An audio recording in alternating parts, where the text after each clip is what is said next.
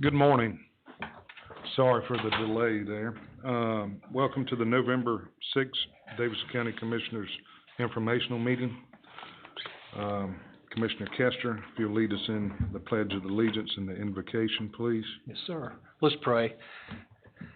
Lord, you tell us in your word specifically in 2 Corinthians 3:17, now the Lord is that Spirit, and where the Spirit of the Lord is, there's liberty. So, Lord Jesus, we just ask you this morning to move in us, through us, and move about this meeting. Guide us to do and say everything that we can do to not only benefit the citizens of Davidson County, Lord, but that would be in agreement with your word and that would be pleasing and honoring to you. We just ask you all these things in Jesus' name. Amen. Amen. Stand for the pledge. I pledge allegiance to the flag of the United States of America and to the republic for which it stands, one nation, under God, indivisible, with liberty and justice for all.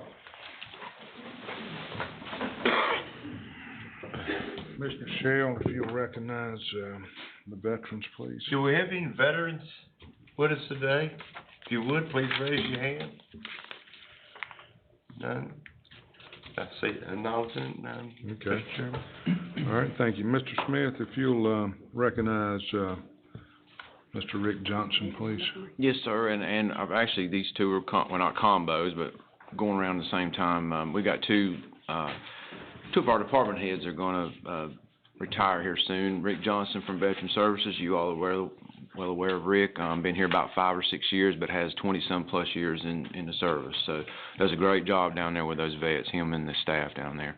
And then Andy Miller, been here 40-plus years with the county, long time in soil and water. So he's also going to be exiting out, stage left come at the end of the year or first of next year. So just want to recognize these two folks for their service, Mr. Chairman. Okay. Yep. Rick's done an exceptional job with Veterans Association, and so is Andy with Soil and Water. So I'll second those and appreciate their service to the county. I believe Andy's here. Is Andy here? I think he is over there in the corner. No, Andy and Rick, I think, had clients this morning, Okay. so he couldn't get away. And but no, Andy's not. I don't think Andy was able to make it as well. So. Okay. All right. We'll move on to excusing Commissioner Mazzell, Commissioner McClure, Commissioner Elliott, and who am I missing? Is that it? That's it. All right. So do I have a motion to excuse those commissioners? A second? Second. All in favor? Aye. Any opposed? All right. Anybody wishing to speak at public address, there's a sign-up sheet right here. Help yourself to the sign-up sheet. Mr. Smith has asked for a closed session for personnel be added to the agenda. Are there any other changes to the agenda? Sir. Hear none. Can I get a motion to approve? Motion approved, Mr. Chairman. Second. Second. All in favor? Aye. Aye. Any opposed? That motion carries.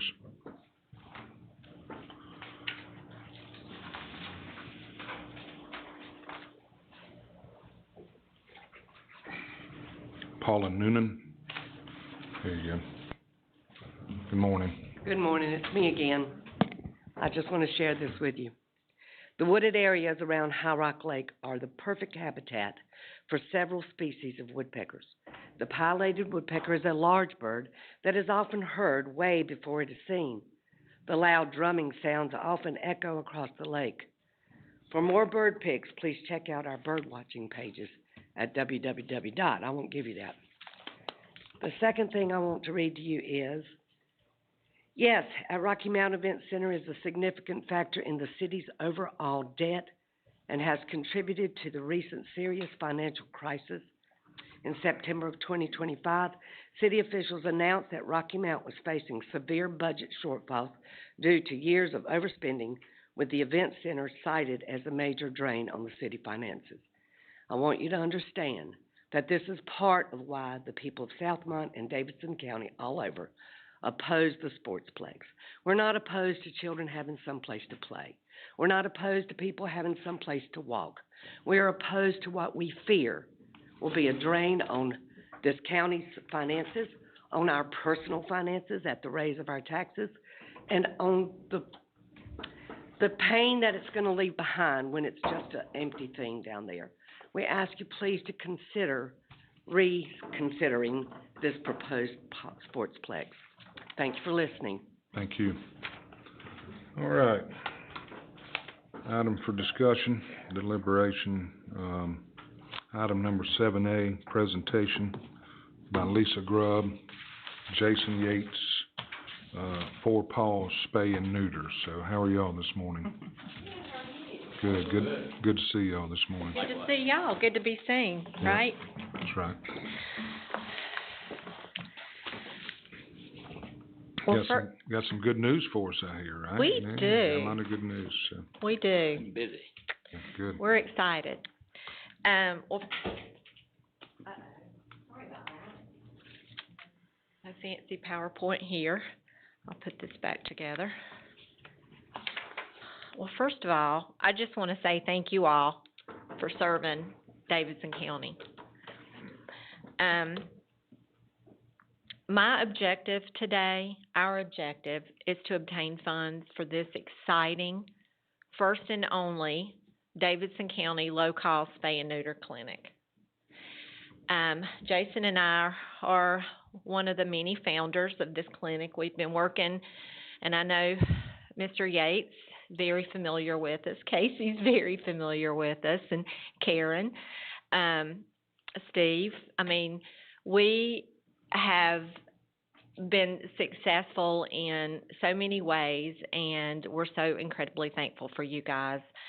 Davidson County, as you guys know, is experiencing a significant growth with population.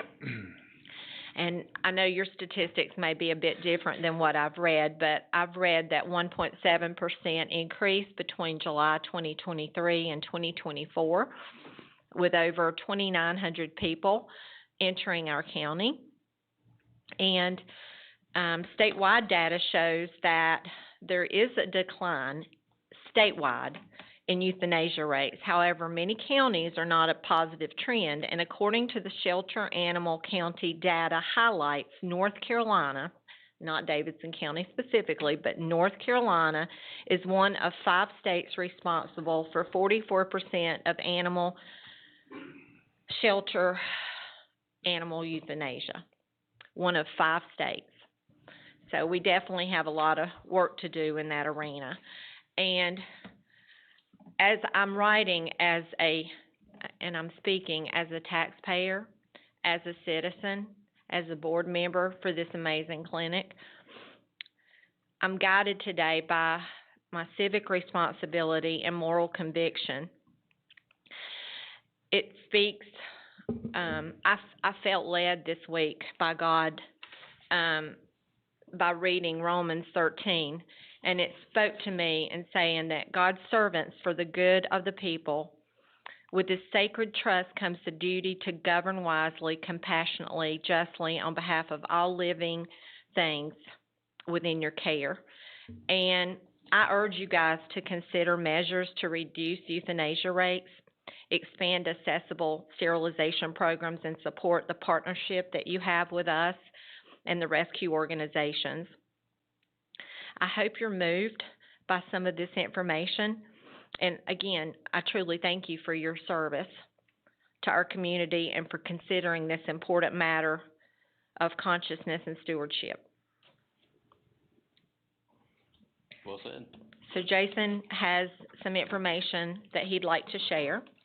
So you've all got packets. Here you go. As we were prepping for just kind of getting our heads around what the problem looks like in North Carolina and in the county, we pulled shelter data, and when we started comparing and contrasting, the closest counties in terms of population that reported data were Rowan and Alamance, and the kill rates at the shelters are vastly different between here and there. Our kill rate for dogs is 39%. Theirs are 4 and 7.5 respectively. For cats, ours is 56.7%. And who's that compared to, Jason? Alamance and Rowan counties. This one right here. And one other thing I'd like to add, we have had 3 hoarding situations, in Davidson County, and the rescue groups have stepped in and kept the numbers at the shelter lower than they would be. So those kill rates would be dramatically different. And one of those hoarding situations had 156 dogs and cats. So these volunteers are working hard, and that in itself has even impacted this number. What's the time frame on this information right here? That's 2024 data. That's 2024. Yes, ma'am. That's 1 year. Yes, ma'am. Okay. Okay, and what we'll do with those numbers, Jason, as you realize, Casey and our staff will look in to see what they're doing better than we are, you know? Because Excellent. Mhm. that's, can do that. That's information amazing. or what those numbers, you know, maybe they report them different or what, but when your numbers are that far off, something's gotta be Something's going on. something's Yeah. gotta be a whole lot different, you know, so. If it was just a little off, you could understand, but that's a big difference. Yeah, we thought so too, and that's why we wanted to kind of bring it. We figured we may be able to reach out, and, one of the things that we would ask is that the county do that, invest in some kind of task force to figure out what other counties are doing well that we can learn from. You're looking at the task force right there, see him in the white shirt All right, I and know Cam in task the force. back, and, that's the task force. Well, if we can help in that effort, we're happy to. So far to date, we've done 521 surgeries since we opened in June. We still haven't hit full time, but we've got 4 different veterinarians working with us on a part-time basis, and we're still hoping to find that one veterinarian that wants to work full-time with us. Are they all in this county? Are they all county, The animals, no, the vets? the vets, no, No. Absolutely not. Do we have any? nope. No. No. Most of them are coming from Durham. There's such a shortage of veterinarians, right? And to be honest, Karen, you bring up a really good point. Mhm. Most of this board is not from this county, Okay. and we are looking for more county involvement and talent. We need grant writers, working hard right now on, a card to hand out to talent to help, you know, bring more involvement. I guess it was Miss Blankenship, is that? Yes, Terry, She is one of our. she's still with us. Mhm. Okay. We've also done 976 vaccines, which, obviously helps with, public health. So we've got some bona fides under our belts now, and we're, just looking forward to moving forward and doing more. Yeah. When you say vaccines, that's rabies? That's all vaccines All together, vaccines. but yes, includes rabies for sure. So do y'all charge for, rabies vaccines? We do. What's We the do. cost to that at y'all's facility, do you I'm know? not sure. They're cheap. Very, very cheap. Okay.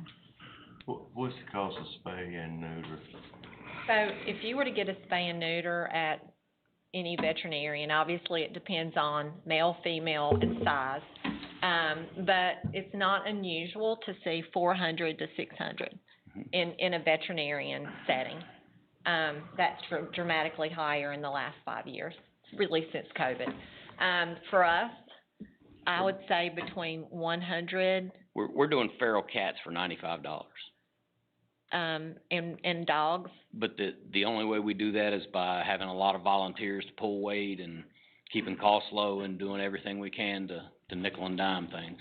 What about the mobile units that are being utilized, and they're charging $75 for a cat, for example? Is that right? Yeah, I carried one for a 92-year-old woman up north a couple of weeks ago. I'd be interested in how they do that. Yes, please do share. Yeah, they do it. It was $75.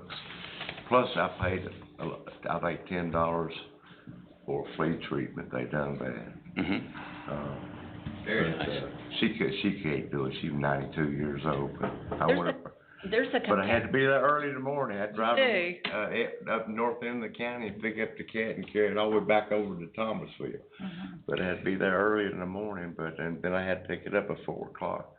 Carry it back to her. She tickled to death with that cat. But a mobile unit's a little cheaper to run than a brick and mortar facility. Yeah, I'm sure it is. They may be. You know, I mean, you got heating and air can addition bill, electricity, where Yes. they run a little small generator and that kind of thing. Yeah. What, I guess y'all take our, I'm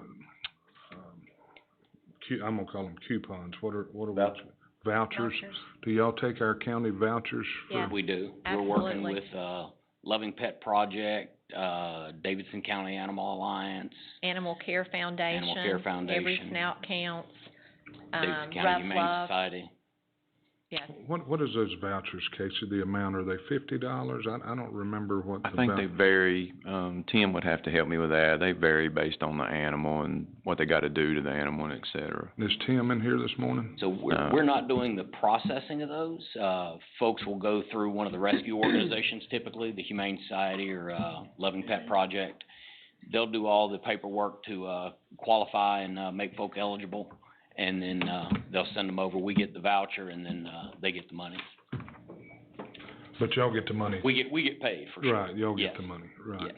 Yes. And you're right, 'cause I think, a little less than what you quoted the vet, so I think it's gonna be like $300 and some if we carry her cat to a vet. And so, that saves a whole lot, and a lot of it has to do with the voucher systems and stuff It like does. this. It does. One of the problems that we have, not just with animals, but we have it in, all sorts of areas with, prevention, is that it's really hard to measure things that don't happen. And so investing in 100, 1,000 cats that won't be here 2 years from now, is kinda hard to wrap our heads around I sometimes. think it's very subjective. In reading statistics, that really and truly, it says for every $1 invested in spay and neuter, counties can save 3 to 5 in shelter costs down the line. And that's what Forsyth County and Guilford counties have experienced. We've talked to them. I'll look forward to you guys maybe putting a task force together and evaluating some of the things that they've done to help with these euthanasia rates. I think I already have the answer. So the task force may end right. I think it's largely just a math problem. 6, 7 years ago, we had 8,000 animals come through our shelter. Now we have 3,500. So if you take a lower number and you're still having to euthanize, say you have to euthanize 500 animals in a year. If you do it divided into 8,000, it's going to be a different percentage than when it is at 3,500. It's going to go up. For sure. So actually, the programs that we have, and I do know Rowan County actually just adopts out animals. They do not require spay and neuter. They just adopt out whatever. So I think more part of the problem may be they've got bigger volume of animals coming through their shelter still. We don't. And part of that is these programs like these. So we're going to suffer the numbers part of, I think I'm right, Jason will have to back me up and look at this. The task force will look into this, but I believe it's just a math problem. We're going to have the numbers problem show up in terms of success and effectiveness be on the shelter side of this, thanks to the good things this board's done out into the world for the spay and neuter program, if that makes sense. We have probably less animals, well, I know we do. You guys know years ago when we started this program, we had tons. I'm not saying that you don't find them at all. Of course, I've got one cat here on our premises who apparently is the most wily cat in Lexington because it cannot be caught. Nobody can catch this cat. So, but get her, put her to the side. She's the most wily cat on earth.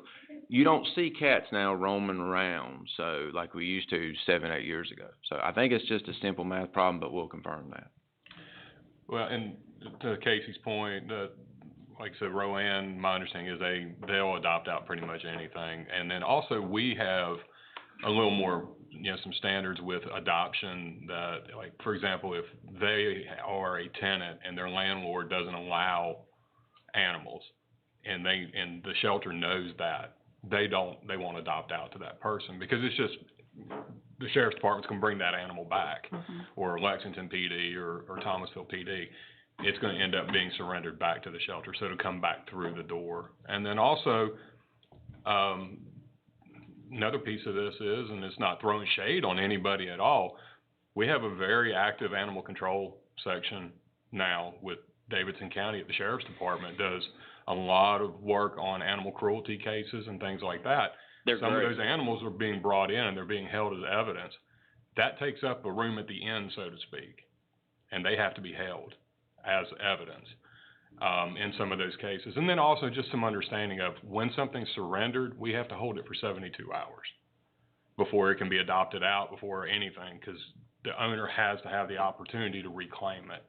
So when we get full, in order for these to come in, unfortunately, something has to go out. Well, I'm sitting here looking at the youth percentages, and these stats are on our website, by the way, you can get them. And it goes all the way back to when the county took over the shelter from the sheriff's department. So it goes back 9 years. And so I'm looking at youth rates total. That's another thing too. You gotta make sure these shelters, you had the numbers for cats and dogs. We combine them together. For us, animal's an animal. We don't really sweat. A lot of these shelters will just put the dog youth percentage on there because it's always going to be lower than cats. Right. And so they'll claim that as the percentage, and then we don't do it that way. We do them combined, and so it's all together. But I'm looking at 49% 9 years ago, 43.8 years ago, 41 7 years ago. So it stayed in about the 40s until you just mentioned some of these issues where we've had the hoarding cases come in. It started to creep up 2 years ago, 53%, back down to 47 last year. This year has started off not in the great, but see, my point is that's how I know it's a math problem in total, because we went from 8,500 animals 9 years ago to 3,500 animals. So we're still youthing at the same, say, 300 or 400 animals a year clip. 900. 900 animals a Yeah. year, but you're dividing 900 into 35 as opposed to 8,500. See what I'm saying? But when you look at the comparable, it doesn't matter if you look at the rates or the numbers. Rowan took in 1,900 dogs. Davidson took in 1,800 dogs. Mm-hmm. They only euthanized 78 of theirs. And it's we possible, euthanized 734. right? It's possible they just turn them back out into the street. And so if it's a 1,900 of a revolving door, Yeah, that's probably better than killing them. I'm not sure about that. Depends on if they're sick. Well, If they got, we've got a lot of two things when you get with dogs that's a problem. I agree. You bring a dog in that's sick. You send it out in the world, you're sending out disease and things like that back to other animals. And the second thing is, we have a tendency to not let animals that I consider would do harm to other, people, for example. I'm not going to adopt a pit mix nor to would a family we. with Right. children, for example. Nor would we. So, When it's one of the great cases. now I'm not sure what Rowan's practice lot is. of I don't work in Rowan, so they may not see it the same way I do, but we just don't. A lot of that hormone-driven aggression is Right. It subsides with Right. the spay and With it neuter as being well. fixed. I mean, I remember 10 years ago, we had, the day we took over the shelter again, we had a cookout over there, and I think some of you came and cooked out, and I remember toward the end of the day, some kids showing up in a van from Guilford County with 4 pit bull drug-seized dogs and told me I had to hold them. Of course, we were full that day, and my question to him, obviously, I won't say in public what I said to the gentleman, but it was, where am I going to put these dogs? And of course, his answer back to me was, that's not my problem. We held those dogs for a long period of time. Yeah. One of them went home with a young lady that still works at the shelter. He finally, and he was the biggest one of the bunch and the most fearful looking one, but apparently the biggest teddy bear. There was one female dog of that bunch that if you put her in the cage and you walked in there and she come up and put her paws and looked at you, she basically looked into your eyes as if to say, you come on in this cage and I'm going to show you who's boss. She would not be an adoptable dog. You know what I mean? She's just not fit for prime time. One of the other dogs of those 4, I'll just tell you this quick story, did turn out to be a working dog. Like a helping dog. Somebody was able to use it, and I saw a picture of her in Walmart one time where she turned out to where she had the ability and the temperament to do that. So, but some of these dogs, the pit mixes, they're not for, they just can't be adopted. And just so y'all know, several of us up here worked in the shelter for weeks when we took the shelter over, so we learned the shelter, Mr. Shell did, and I can't remember if Miss Watford was on the board at the time, Casey. We spent weeks there because we had to try to straighten this shelter out, and so you do see when you're there, not every dog that comes in is adoptable. We understand, Yeah. Todd, and thank you for doing We've that. we've had animals come in for spay and neuter that were in such bad shape, ferals that were in such bad shape that the humane thing was to euthanize. Right. We I mean, understand. I wish they were, but they're not little puppies you see in the wind and want to buy. But spay and neuter, nobody up here disagrees. Spay and neuter is the answer. Yeah, and we want to stop the bleeding, right? And that is the bleeding. education is. Education. Education of spay and neuter is And- very important, because they steal people. Even, we got low-cost spay neuter, they steal people letting. That don't know that, right? And they're letting people, they just let their animals have litter after litter, you know? And we're wanting to work within the schools too. You know, you said education, like fourth grade programs. We're working with Moore County. They have an amazing program in place. And so just to, again, not to throw stones comparing counties, we know that our numbers. But no, we like to do research. If somebody's doing it better than we are, we wanna, there's no need for us to reinvent the wheel. We wanna look at it. Right. Now, again, you know, if they adopting out 1,800 and some animals, somebody needs to look at those numbers. Well, and these rescue groups are amazing. They are amazing. And You're we're right. all volunteers, and we donate our own time and money, and we're just asking, now that we have this clinic, we're asking, our objective is to ask to be on your line item, on your budget as a line item in the future.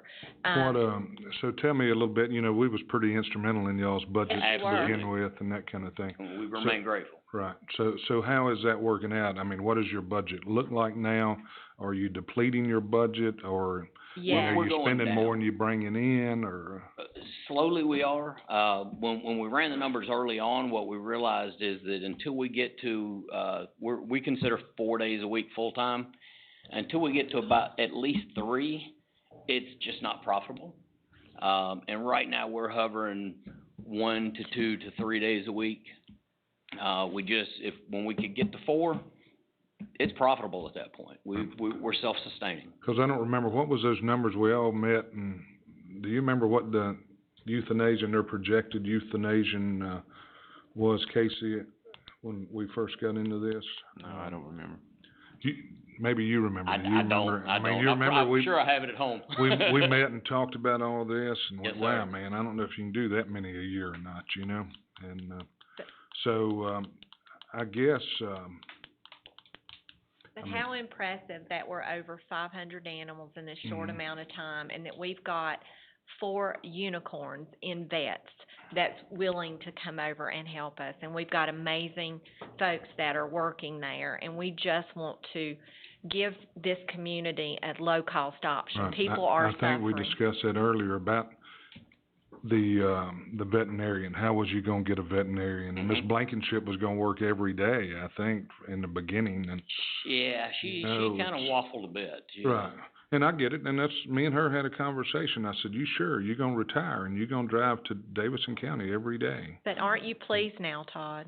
I Aren't am you pleased, I am impressed? pleased, I am Yeah. pleased. And we thank Um, y'all so very much. But again, our objective is to obtain funds. And I'm gonna put out a number. We'd like to ask for $100,000. We are not asking for this number, just pulling it out of our head. We had a veterinarian, come to our last board meeting from Moore County. They've been instrumental in helping us in the Sand Hills. They have an amazing, low-cost spay and neuter option there, and they also have a mobile vet, that we considered working with them on, but financially, by looking at their numbers, it made more sense for us to do what we've done. So they've been instrumental for us, and he came to our last board meeting, and that's Moore County, and they are on their line, their budget line item annually, and they're half the size. I think they receive $50,000 a year. So, again, I know you all have lots of programs to fund, but I beg of you to consider this option. This is an amazing option in Davidson County. So let me ask you this, what if we was to increase the voucher amount? Well, Todd, I'm a nurse. I'm not an accountant. I got you. I You know, don't, that's just a way that, you know, it not only affects you guys, which y'all do a fantastic job, I'm just saying, but it gives the end user Options. more money, and. it would create potential for more spay and neuters, I think, but Right, at right. the end of the day, we're still gonna get paid the same for surgery. Even if the voucher Well, I guess you could go up a little bit on your surgery if the voucher's paid more. We could, we've just gotta balance that with folks that we try to keep costs low for folks that don't qualify for vouchers as well. What do you mean don't qualify for So vouchers? some of the vouchers are means tested. I'm not sure if the ones through the, The ones through the county are not means tested. oh, really? No. Oh, that's Am I beautiful. right in, I didn't hear the question. you don't have to meet any kind of financial, level, 'cause that was supposed to have been for the Beautiful. county, right? Beautiful. Because we didn't wanna do that, I mean, it's for everybody, not, Love it, uh. love it. Yeah, in that case, absolutely, that would help. Okay, so I don't think anybody on this board really opposes trying to help No, the we spay and neuter, Mr. Chairman, if I may, I also wanna thank you guys, cause the cat that Casey was referring to, we have some strays here at the county office building that we've been working with a rescue to get those, and they've brought them in for you guys to spay them, and we're able to put them back, and if they couldn't find a barn for them. Yeah, So, yeah. but thank you all for that. You were Absolutely. Jason, thank very you. quick with that. and we Been a have great paid them for that, right? I mean. Yeah, we've gotten the invoice on that, so. Cause I wanted to make sure. Appreciate because- that. Yes. But No, seriously, they didn't do it for free. They're paying. We're but paying for it. seriously, you guys, I have a 2-year-old granddaughter. I'm sure you guys have some grands or kids, and it is just heartbreaking to think about when when an animal or a litter shows up on the front porch and dealing with their hearts, and just, we all love these creatures, and we just wanna stop the bleeding. We just wanna stop the bleeding. Okay, all right, well, I created a saying a long time ago, compassion for all of God's creation, All the of God's essence of creation. humanity. It is. Yeah. And I heard that Romans 13 verse this week in my car, and I felt like I wanted to mention that this morning, whether you believe in God or not. I do, and I felt the Holy Spirit to share that verse with you guys and to thank y'all for your service. I believed in him because he believes in me. That's right, Steve. Amen. and I guess Thank you. we'll try to figure out something. We'll get with management and, see. Thank you, Todd. We're what our happy to come in and, collaborate however you need us to. Right, okay. Thank y'all. Thank you. Have a great day, okay? All right, let me find my agenda again. Daymark update, 7B. Mr. Smith? Yeah, this is, and I forwarded this report, this is our quarterly report from Daymart for our partners funded programs. You know how this works. Partners sends the money to them directly now. It used to come to us and then we paid. But I asked these folks to come give you that quick update. You know, we made some changes with the DSS program and some of the school stuff recently to move more help over to the DSS side. So I think these folks have got some enhanced numbers and different questionnaires and things like that they've done. So I wanted them to come talk to you guys eye to eye.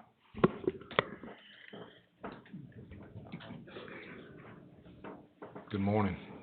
Good morning, sorry, I can't get this thing to work, here you go. Good morning, my name is Cheryl Saulpaul, I work at Daymark Recovery Services, I'm the outpatient center director. Good morning, it's nice to see everyone again. My name is Kevin Williams, I'm the Morris director, and I supervise the DSS case managers through this program. So we did present a few months ago. We received a lot of good feedback. We went back, we talked with IT, we talked with some upper management, and we made some changes to the program. So hopefully you'll see those changes in the slideshow if we can get it going. I do have hard copies too I can hand out. Okay, all right, good. Thank you so much. All right, so some just quick administrative program updates. We did have a county school position and a position that just overseeing the cities, Lexington and Thomasville. We've combined that position now, which created an extra position that we have dedicated to DSS. So we have moved that one over. Can I just stop you right there? Yeah. What response did you get from the schools with that position? That you were forced to move it out, they weren't utilizing it, or? Well, they wasn't utilizing Thomasville, if you remember. Yeah, Thomasville's always had low numbers. You'll see in this report, we don't have any referrals from Thomasville this period, but the previous, we did get a few. It's just always been low from Thomasville. I haven't really heard a response from the schools as far as us combining it, but I haven't heard any complaints. So, as long as we're serving, the referrals. So. Yeah, Commissioner Tom, Shell, I approached all three school superintendents about this topic, and I didn't get a lot of feedback. So I made the move after I talked to them and talked to you all and said, this DSS needs more triage at the moment, so I'm moving. And all of the case managers are cross-trained, so if there was an influx in referrals or, from the school system, we definitely would be able to handle it, because all of them are cross-trained and they help each other out if needed. and I think that's what this report's good for, because at the last report, that's when we found out Thomasville wasn't utilizing their, and we're like, wait a minute, why do we have somebody up there if they not utilizing the services, so. Yeah, and we did meet with them, via Zoom and did a presentation. I've had my case manager call out to the schools and offer to go out there and visit, send, flyers, just kind of remind them like, hey, here you are if you need us. So we did get 2 referrals the last review period. Okay. So right now we have 4 out of the 5 case manager positions, filled. The one that, was vacant was the DSS position. We do have someone starting, this month in that position. Some other program updates. So as far as the data collection, we made several different changes to our dashboard, in the way that we're running the program. So hopefully, as we continue to run the program, we'll have better data points, more precise data that we can present to y'all. We also last time talked about the questionnaire. We originally were having a discussion with each client, and then we would record their answers. And so now we have redesigned it to where we send out a link and they can fill it out either anonymously or they can put down their name. So we're going to talk a little bit more about that later, but we did revise the questions a little bit too.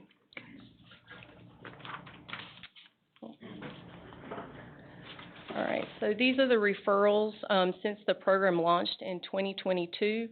Overall, we've had 403 referrals, and just a reminder, even though we're getting a referral from one client, we're really serving the whole family.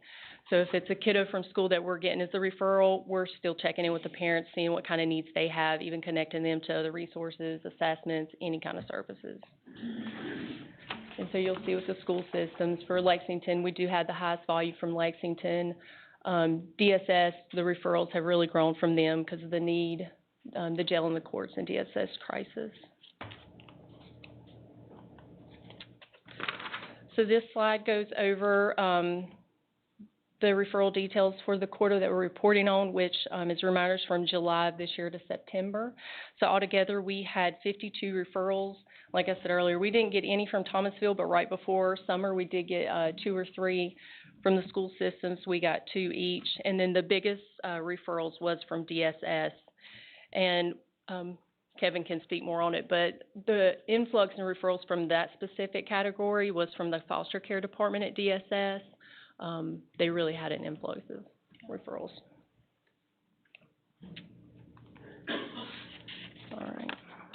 So this is just the case statuses from the time of the program launch. What I will say about this is one of the biggest changes we've made in this reporting period that we're currently in, so you won't see it on here. But whenever we close a case or complete it, we revise the reasons why we're closing it, because this can be very subjective, because you'll see that there's closed and completed. So like, let's say someone come in and we did help them with some of their needs, but not all of their needs. Like, would we say that's closed or completed after they're ready to leave the program? So a lot of the times we only selected completed if we were fully able to meet all of their needs, which can be very hard because we know housing is very hard to find. So maybe that was the unmet need that we weren't able to meet. But in saying that, we have revised the reasons why we're closing out cases. So you'll see that on the next report. But right now we do have 87 active cases. Do you want to go over the questions? Yes, as you can. Oh, fine, go through it. Thank you. Good morning. Again, my name is Kevin Williams, and I am proud to be working with Davidson County DSS, with our case managers. Thank you all for your support. I would be remiss if I did not thank the administration of DSS for their collaboration, Ms. Baker, Ms. Hill, Shannon Williams. I could talk for a very long time, but I will not do that necessarily. I would like to say that the program itself is very, very fast-paced. DSS is doing such wonderful, wonderful work, very difficult work. You all know that. We're getting calls from administration and supervisors on the weekends in the evenings, to do some pretty, immediate responses. We're very, very proud to be a part of that process to keep kids safe. As you heard, we are adding a third DSS case manager. They start November 17th. I would like to go ahead and tell you that they have over 15 years of experience in child welfare, so that's very exciting. We were looking for somebody who had that perspective. I also worked for DSS for 14 years, so technically they have seen a little bit more at DSS than I have. But very, very excited. I think they will be very stable and really add to the program. I would like to give you a quick example, and I know I'm speaking a lot of a few things just that happened this week. We did have one of our case managers go with a DSS personnel to transport a child in what was essentially a 10-hour transportation round trip to help keep the child calm and help de-escalate situations. Another large part of what we do, and I think you have seen from the CCAs, the mental health assessments that are done, we're getting those completed average of 3 days upon request before it's physically back in the hands of DSS. They have wonderful placement workers, so we're collaborating with them. Very often they're seeking a placement recommendation, which can help a child to move into a correct placement very quickly or help stabilize a current placement so a child is not bouncing around to multiple placements where maybe they're not being served adequately. This week alone, we managed to do 2 CCAs within 24 hours of a child coming into care. So that's very exciting because we can get those assessments done and services in place where something that might take in another county, another agency, weeks or longer, we're basically counting the hours before we can get them done. So we're kind of racing to do those. Just a quick example of a few of the things that we've done this week and that we continue to do. Like Cheryl said, we have a new questionnaire. It's quite wonderful. Before data was being collected by talking to the client and recording the answers, that is a good way to do it, but anonymous obviously is a little bit better way, possibly. We want to make sure the clients are giving us honest feedback, that they're telling us their true feelings. And although, you know, we were hoping for that initially, anonymity we think is going to help that. We've also have some new questions. I won't read them all to you. I know you've had that in front of you already. What's very interesting with these questions and very good is that at 3 points it allows the client to write in feedback, not just answer yes or no. You'll see some of those responses in a moment. I'd like to preview that not all of those responses are something that we can take action on because we may not quite know what they're referring to. And a lot of them are anonymous. So if somebody were to mention something, we may not be able to drill down exactly to their specific situation, but have to look at it more globally. And I'll kind of get into that in just a minute. All right, so I'm going to go through the questions really quickly.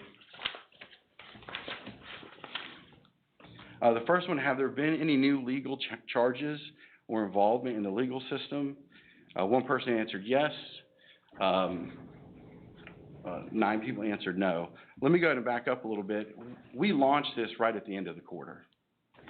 We took time to develop it, to come up with questions and train the staff.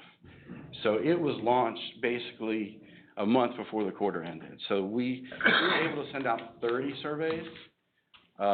What we're doing is sending those out once a month at this point.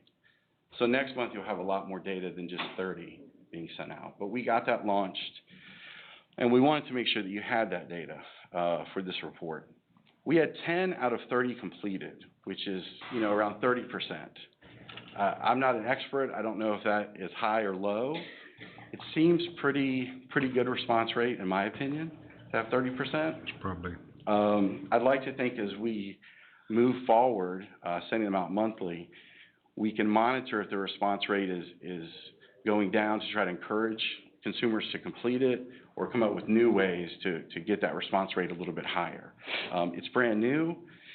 The other thing is if we're sending out once a month, you're going to have clients who have do the survey repeatedly.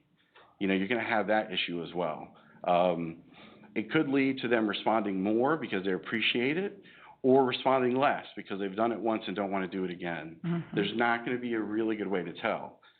I say that because when we come back in 3 months, we will have sent out a lot more surveys, but the response rate, I'm not sure what it will be. Right now, 33% seems pretty good. We would always want to get that as high as possible. This is our first set of data. Again, so question 1, we had 10 responses out of 30.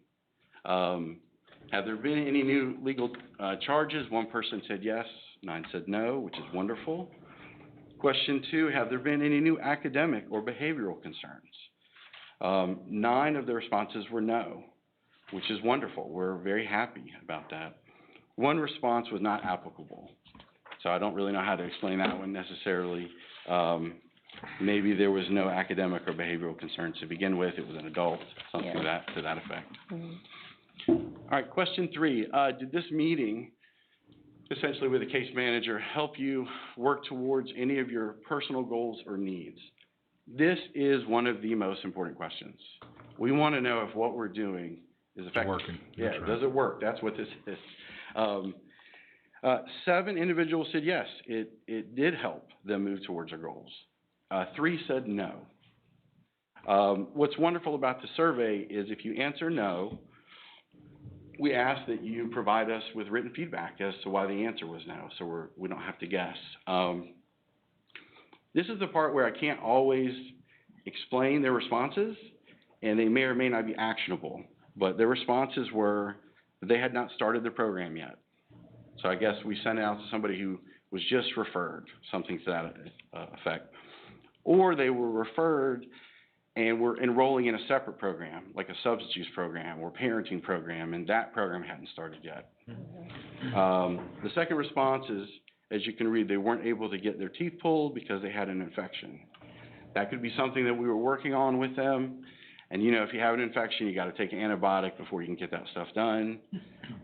Number 3, updates while my child was at Alexander Youth Network in Charlotte, having a 30-day assessment.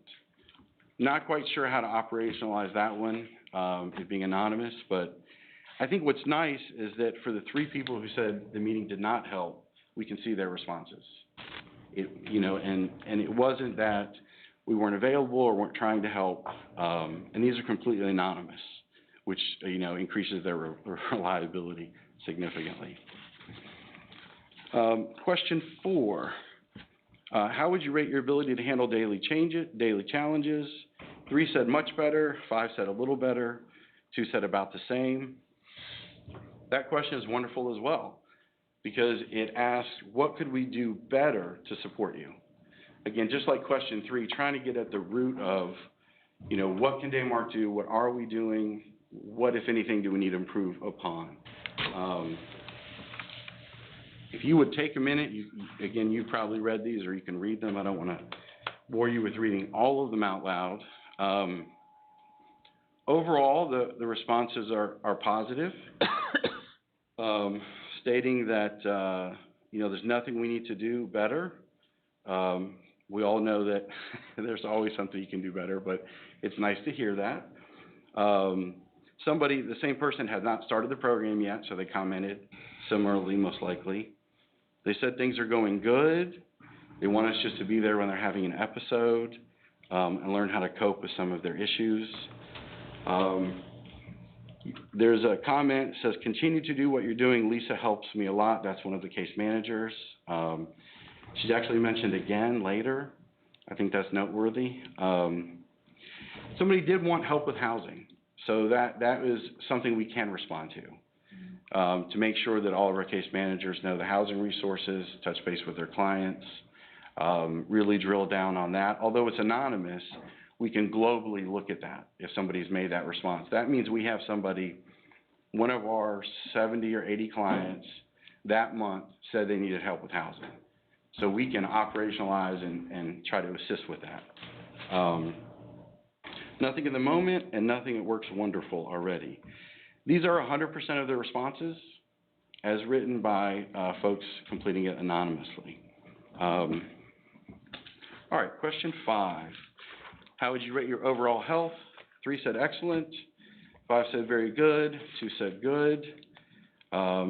I think that's wonderful. Social determinants of health, mental health, physical health is all part of our programs that we address. You saw the comment about teeth and infection. Those are things that we try to assist clients with as well, signing up for services, Medicaid, Medicare, just anything that they may need. The last question, question 6, I think is very important because not only did we ask twice already open-ended questions, but we wanted one more in case we had missed something. It asks, is there anything else you'd like to share about your experience with the program? We wanted to be open in case someone had a concern, complaint, suggestion. As you read through those, there's some positive comments. 6 people said there's nothing additional they'd like to share. Somebody said it's helpful. They talked about putting Lisa in their life again. I wanted to mention that again. Very great case manager. They did mention more therapists for individuals. So that's something that, can be some feedback for us. I will say that because it's anonymous, we're not able to really understand exactly what they mean, given the fact that we have a large number of therapists and individual therapy is available upon recommendation or request. But that would be kind of a step in the right direction, the type of feedback we're looking for. We're hoping, although we don't know who said that or exactly why they said that, if they experienced that they wanted a different clinician, or if there was a wait time issue, or they just, felt like there needed to be more, we don't know why. I will tell you that, we have walk in and you can get an assessment right away and see individual therapists pretty much right away. But it's one of those things where the more we send these out, we're going to get more feedback. We can look for patterns systemically within the organization, or patterns within the case management, or comments about housing. This was our first data set, so we hopefully will see more of that. And you learn how to tweak your questions too to try to get that information, And that's one of the drawbacks with anonymous surveys. They're obviously a great thing. It encourages more feedback, but we're not able to always drill down exactly on how we can serve that particular client better. This is more information we've ever had before, so. Well, in all honesty, Cheryl created the survey, and so we're very appreciative of that. It did, again, I'd like to just make mention that it took a little while to create it. We have to send out text and emails for online links.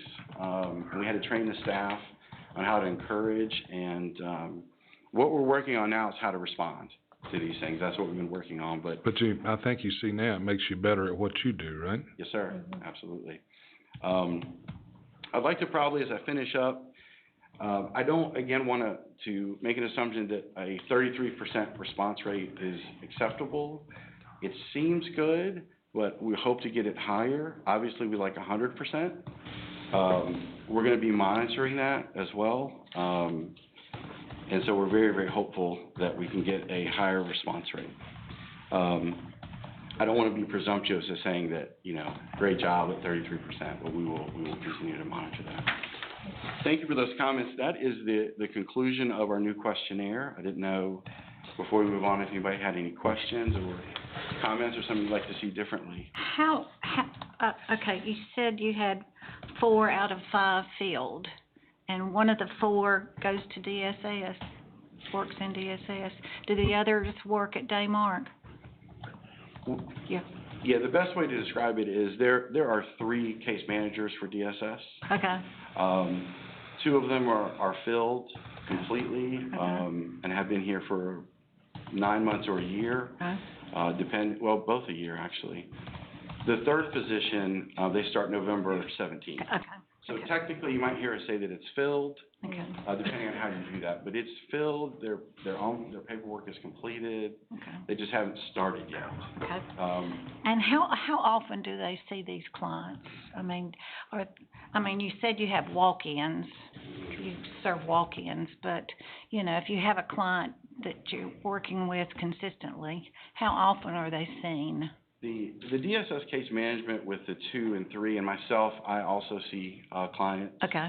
It is very much based on their current needs. Mm-hmm. If I could just quickly give you a little bit of a spectrum, and then I'll give you a direct answer. If that Okay. works. There are folks referred to us, who need a CCA, and that's all they need. Okay. So it would be maybe 4 meetings in 3 days with every single person they know and themselves, and then it's concluded. Okay. There are situations where a CCA is needed, but then we continue to see the client once a week, Okay. twice a week, 3 times a week to try to stabilize placement or continue to follow up. Okay. That is very common. That is kind of one of the most common scenarios. Okay. With the investigations program, it depends on their needs and their ability to complete those. Those can be the most intensive as far as how often we see those clients. They may not have a vehicle. They may need substance use, multiple services. We might see them once a week. We might see them 5 times a week. I would say on average we see clients about twice a week, Twice a week. probably throughout the entire program. And are some of these from the jail?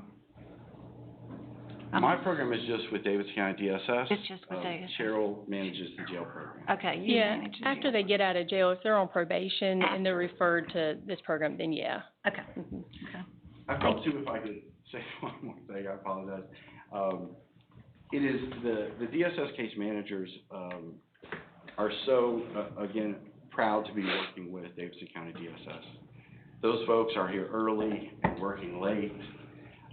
When we get a phone call, we're only getting one small piece of what they're doing, if that makes sense. We will get a call for a CCA after hours, but there's a whole team of folks in the office, possibly with that child, looking for placement or doing an immediate removal. I just wanted to kind of make that pretty clear. We're happy to be a responder there.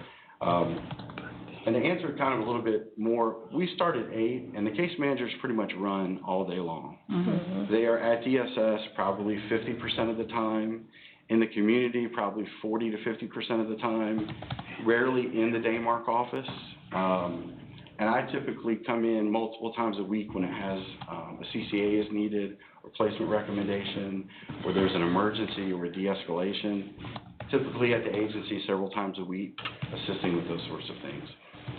So they're very, very busy. But again, that's only one fraction of what DSS is managing Oh, yeah. all day, every day. So. You got any questions, Steve? That'd be good. Well, I appreciate you saying that because, you know, DSS is a difficult program, and this is a difficult job, and I want to share that with Trish, and we'll do that at the next board meeting especially. The work they do is just Thank you. incredible. We like to hear that. It's so very hard, but they are pulling it off 24 hours a day. You got anything? Thank y'all Trish? for the effort you put into the questionnaire. It gives us as commissioners a lot more to work with to enable us to better help y'all. And Trish Baker's here, our DSS director, hiding back there in the back. There she is. Trish, I would like for you to explain, to us. Right, well, bring your coffee, would you?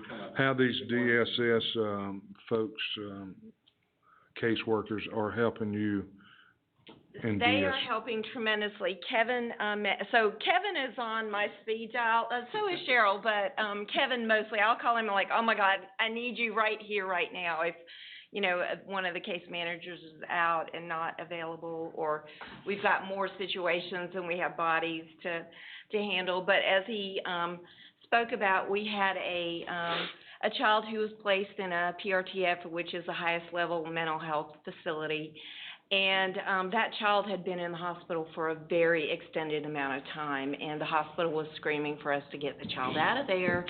And we knew, because of the distance of the drive, that to pull 2 staff or 3 staff out of rotation, we just can't do it because of vacancies. And so Kevin's team was able to go down, and of course, because the child has high-level mental health needs, not always do our children respond, even though the social worker's working with the child and trying to do the best for the child, because children have been removed, they're looking at DSS as, even if they came out of a bad situation, they're looking at DSS as, you took me from my parent, right?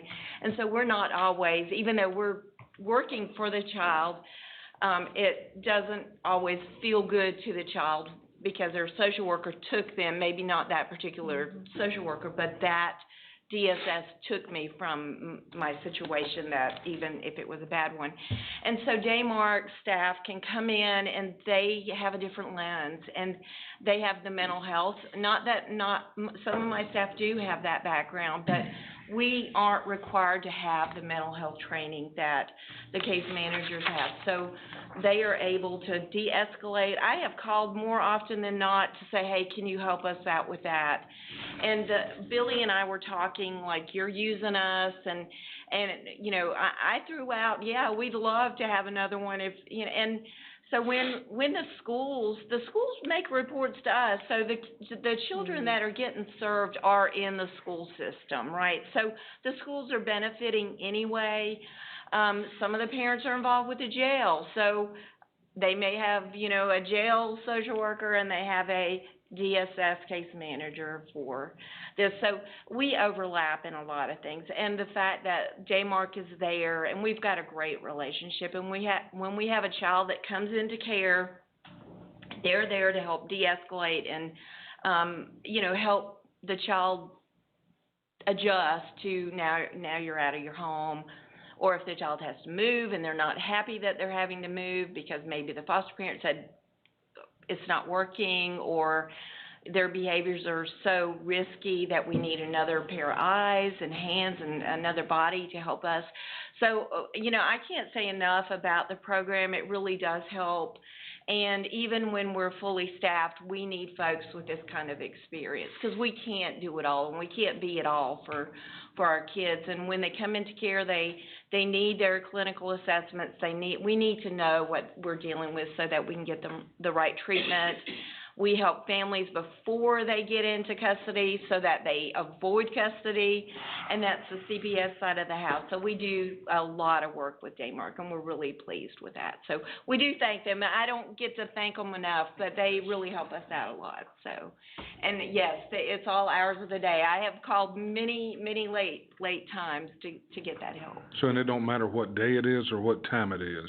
No, because they have a 24-hour mobile crisis, and so Kevin can deploy those staff, or he can deploy one of the case managers. So even if our assigned case manager's not on duty, they can find resources to help support us. So, and we had asked in our budget to add the 24-hour support because we don't stop.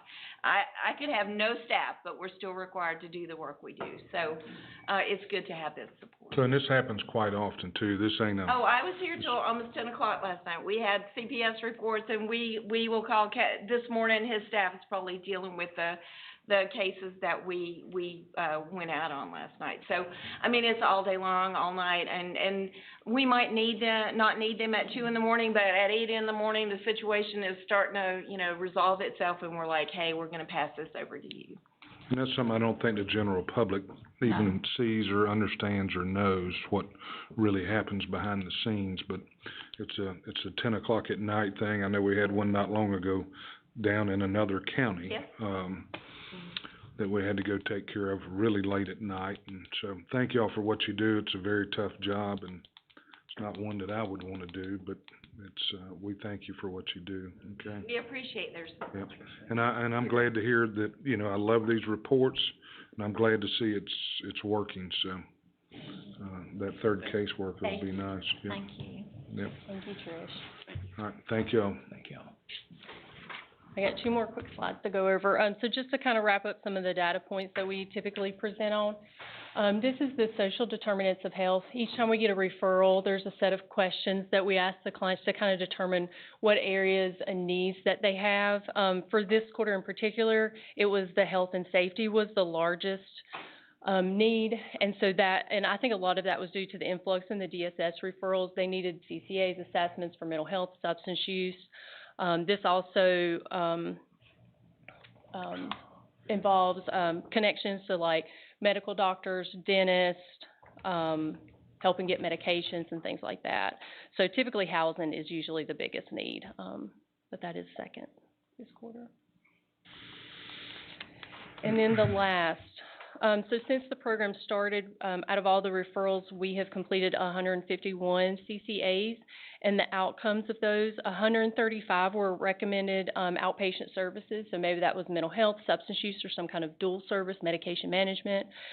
There was 16 that were residential psychiatric, so this might have been like placements for children, or it could have been detox or 28-day program for an adult, maybe with substance use. And then the breakdown of the disability percentages, which is their diagnosis. So the first one, I know it's very tiny, the MH is mental health. That was almost 60%. The second one is mental health and substance use, so dually diagnosed. That was around 32%. And then the last one was just strictly substance use, about 8.5%. Quick question, Mr. Chairman. Yes, sir. You mentioned this, I know we've been talking a lot about the children and those type things, but you mentioned detox a while ago. Mm-hmm. What is your clientele normally with your detox programs? What is their weakness? What is the weakness? Opioids, or what is it? I would say we're seeing a lot of opioids, but it's an array. Like, people might be thinking they're using methamphetamines, and it might be totally different, substance they're injecting. I don't work on the inpatient side, so I'm not sure what the drug screens are showing up like. But I know as far as referrals, it is a lot of opiates. Alcohol is still really big. Any additional assistance from the opioid funds to address this? No, the only program we. To us? Yeah, the only program is would qualify, I would think. Yeah, the only thing I'm aware of is the MAT program that's in the jail. Now, when they come out and they continue to come to us, then yes, I think that money's going towards that. We deal with the jail, but we also deal with the public. Yeah. And we can't be sending the message to people, if you want help, break the law. Yeah, That's no. nothing that we need to send. So if you're addressing addiction problems and treatment for that addiction problems, we need to talk more, because there may be some assistance we can get. Okay, yeah, we'll definitely take that back. But, sir, are you tracking opioid? They do have that number somewhere in your organization that shows. Yeah, we could pull that data. Yeah, we Okay. could drill down on that. Yeah, you probably need to pull that data and, get with Mr. Shell here, 'cause He's on the committee. he serves on the opioid, Yeah, committee. I think Billy's on there too. Yeah, So we he can is. touch base with He him. is.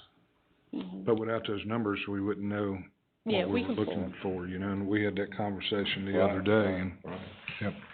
Okay, good job. I mean, y'all keep up the good work. That's what we're looking for, I think, and, the numbers and any data that we can find, 'cause without the data, you can't fix it, so, Okay, thank y'all so much.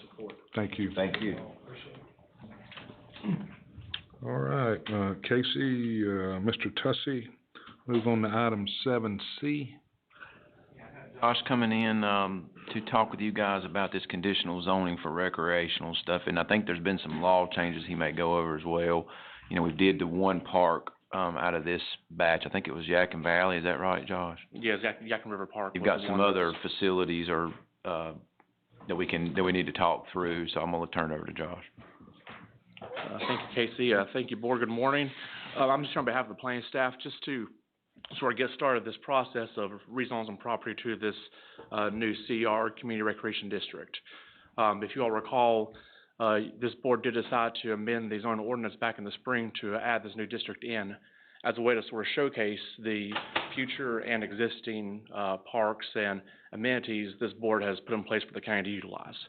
As Casey alluded to, we had one successful rezoning back in the spring for the Yakin River Park. Staff has looked at what other parks in the county may be eligible, and looking with Thomas and his staff at what's out there and what we have that may be the next on the list. We found potentially 5 facilities that we feel would be prudent to look into rezone these to the CR district as well, to make them, again, to advertise and showcase these amenities for the county citizens.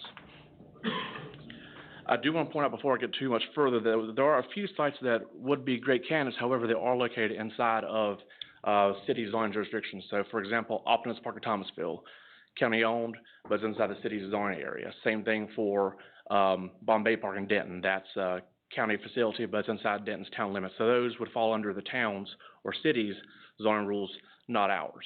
Okay. The 5 that we've identified that would be good candidates for the next rezonings would be Hughes Park on East Hollywood Road in Thomasville, Boone's Cave Park, Linwood Park, which is behind Linwood School on Junior Order Home Road, Southmont Park, which is the splash pad and ball fields by the Southmont Elementary School, and finally West Campus with the facilities there as well.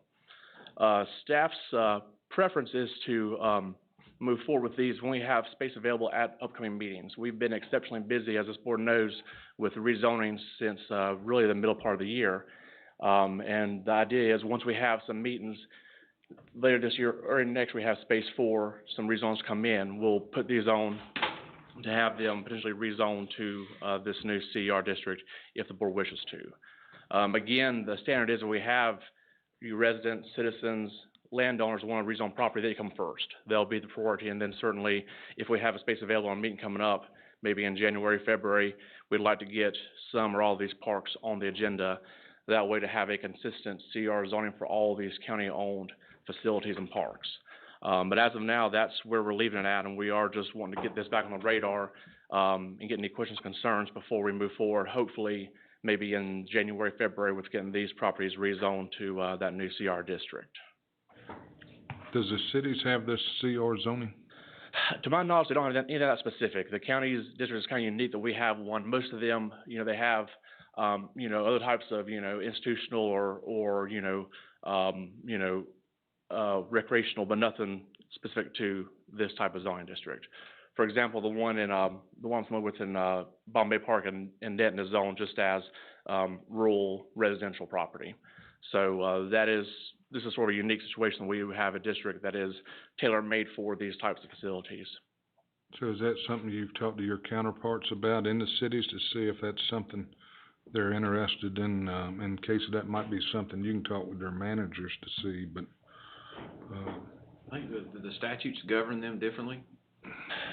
I'm not sure. We'll have to look into that and see. Certainly, it's worth having a conversation with them, because ultimately, every jurisdiction, whether it's a county or city, has the authority to make their own local zoning ordinances and zoning changes. So again, we enforce the county zoning here, which is only applicable outside of the incorporated area. So I don't know, the specifics of the cities. I can get that, but my whole point in saying that is, if you pull up a map and you're looking for parks, right, they'd be consistent, whether it's in the city or wherever. And, again, when people's looking at our location for whatever, they can see whether there's a park there, whether they want to buy a house and they don't know a park's there or. Yeah, and we can certainly reach out to our counterparts with the cities and see if they have a similar zone that would be, more applicable here. So I understand the point that, as myself with a small child, I'd love to live next to a park if I was looking to locate here or build a new house here. Likewise, if you're an empty nester, you may not want to live next to a park if you have no desire to utilize it. So it would be there on the map for everyone. If you're looking to see what's near there or what's coming in the near future, you'll have an idea of this would be a good or bad location based on my, expectations of the park utilizing it. Right. So certainly we're happy to look into that and see if there's some possibility to make the city properties that are county owned as well a little more in line with what we're doing here. But again, just want to give everyone a refresher on that, and we are looking forward to ideally early in the next year, once we have a couple meetings that aren't too busy with other rezone items, to come back with some or all of these, just to again make it all consistent and create that district to showcase the county's properties. Is everybody good with it? Yeah. You good with it? Good with it? Yep. Okay. Thank you, sir. Thank you. Appreciate the information. Of course, anytime. All right, 7D, Library American 250 event in November. How are y'all this morning? Ms. Killebrew will lead this off. Hi. Good morning, Commissioners. Thank you for letting us take just a little bit of your time. We wanted to talk about a couple of events that are coming up this weekend for us. I have Tanya Hensley here with me. She's our library genealogist. And I'll go ahead and say a little bit about Tanya. She's 32 years, how many years? 31 years working for the library system. Wow. and she's approaching retirement in December, so she'll be back up here soon, for us to recognize that. But this is sort of her last hurrah before she retires. This event on Saturday, Tanya, through her connections, has arranged for Cynthia Kerner, who wrote this book, which is The Tory's Wife, and is about a woman who lived in present-day Davidson County in the Walberg area during the time of the Revolutionary War. Her descendants are still there, and in fact, we have actually a member of our staff who's one of her descendants.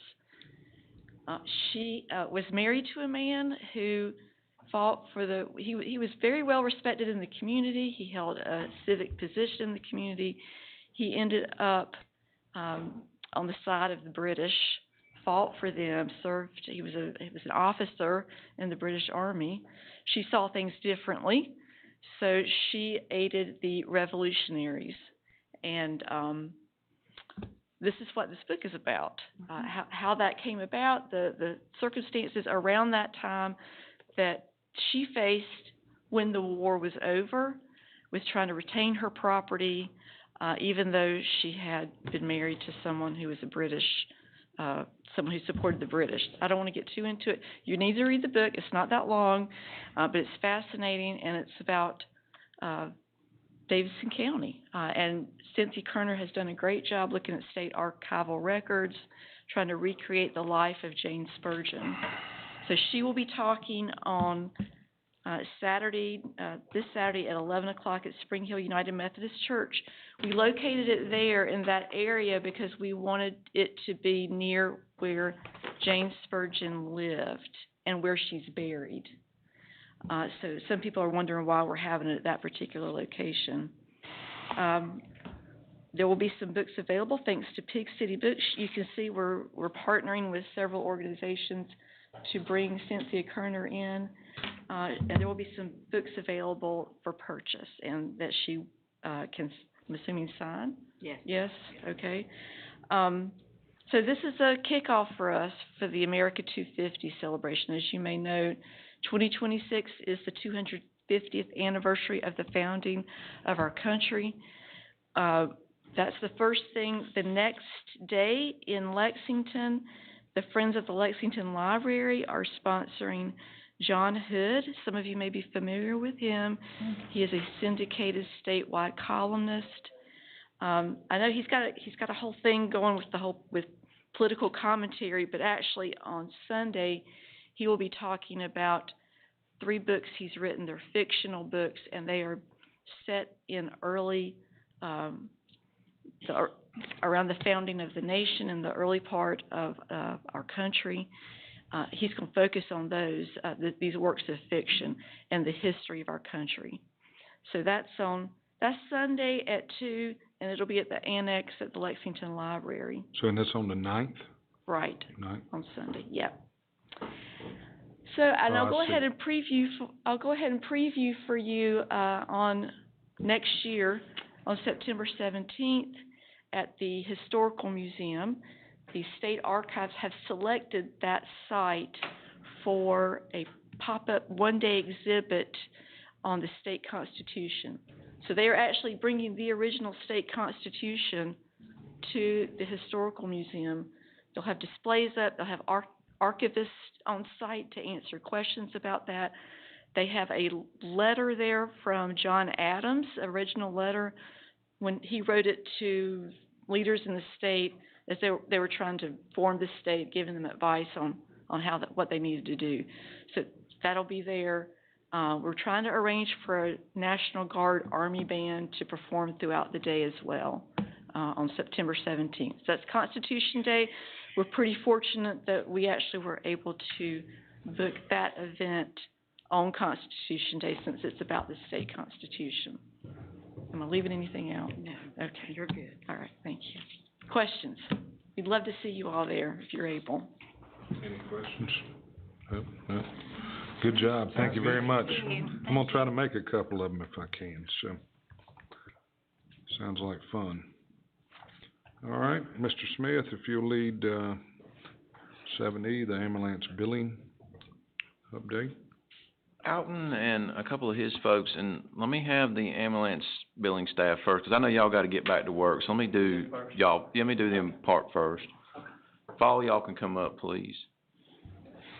Alton's gonna get into this in a minute, and I'm gonna steal part of the thunder and explain this a little bit more in layman's terms, which is, you guys know about our ambulance billing software, and I'm gonna hand you some stats here in a minute, 'cause I know you're gonna ask collection rates, and I'm gonna explain it.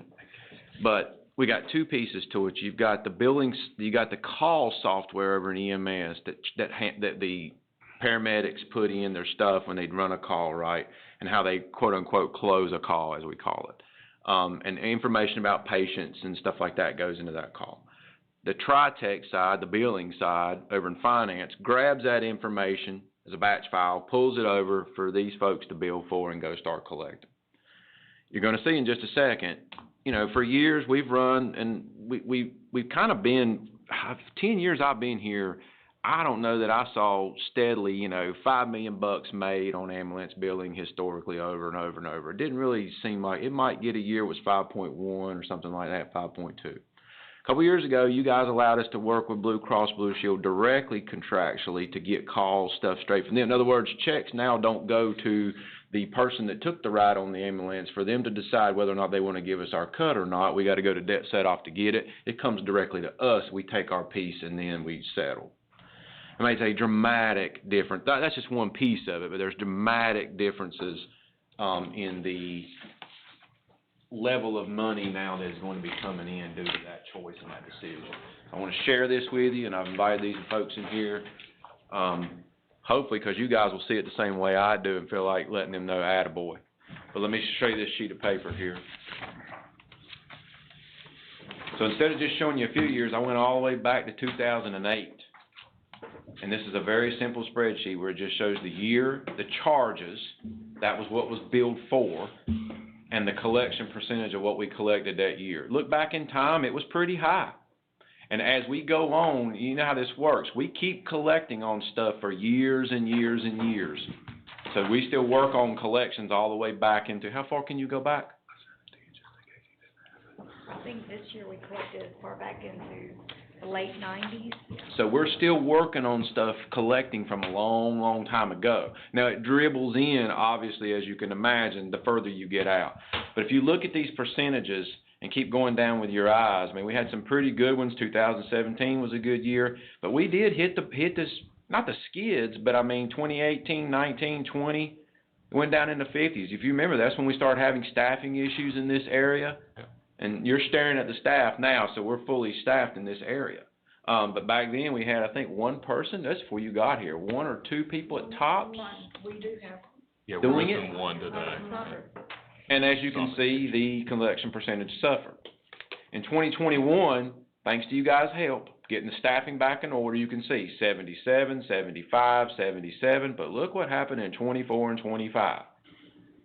The percentages is not what I'm worried about because those years are so fresh. We're going to be collecting on them for quite some time. But do you notice the dollar amounts?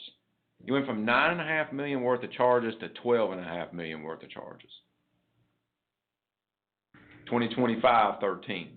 That's thanks to you all allowing us to work contractually directly with these folks, basically as an insurance company should, and get our money first. The result of that, what you don't see on the page, is last year, I told you about the $5 million basically booked general fund every year. It crept up 2 years ago in 2024 to 5.7. And then last year, 2025, the year we just closed, the one you're going to get a CAFR on here in, I don't know, 8 weeks, 8.3.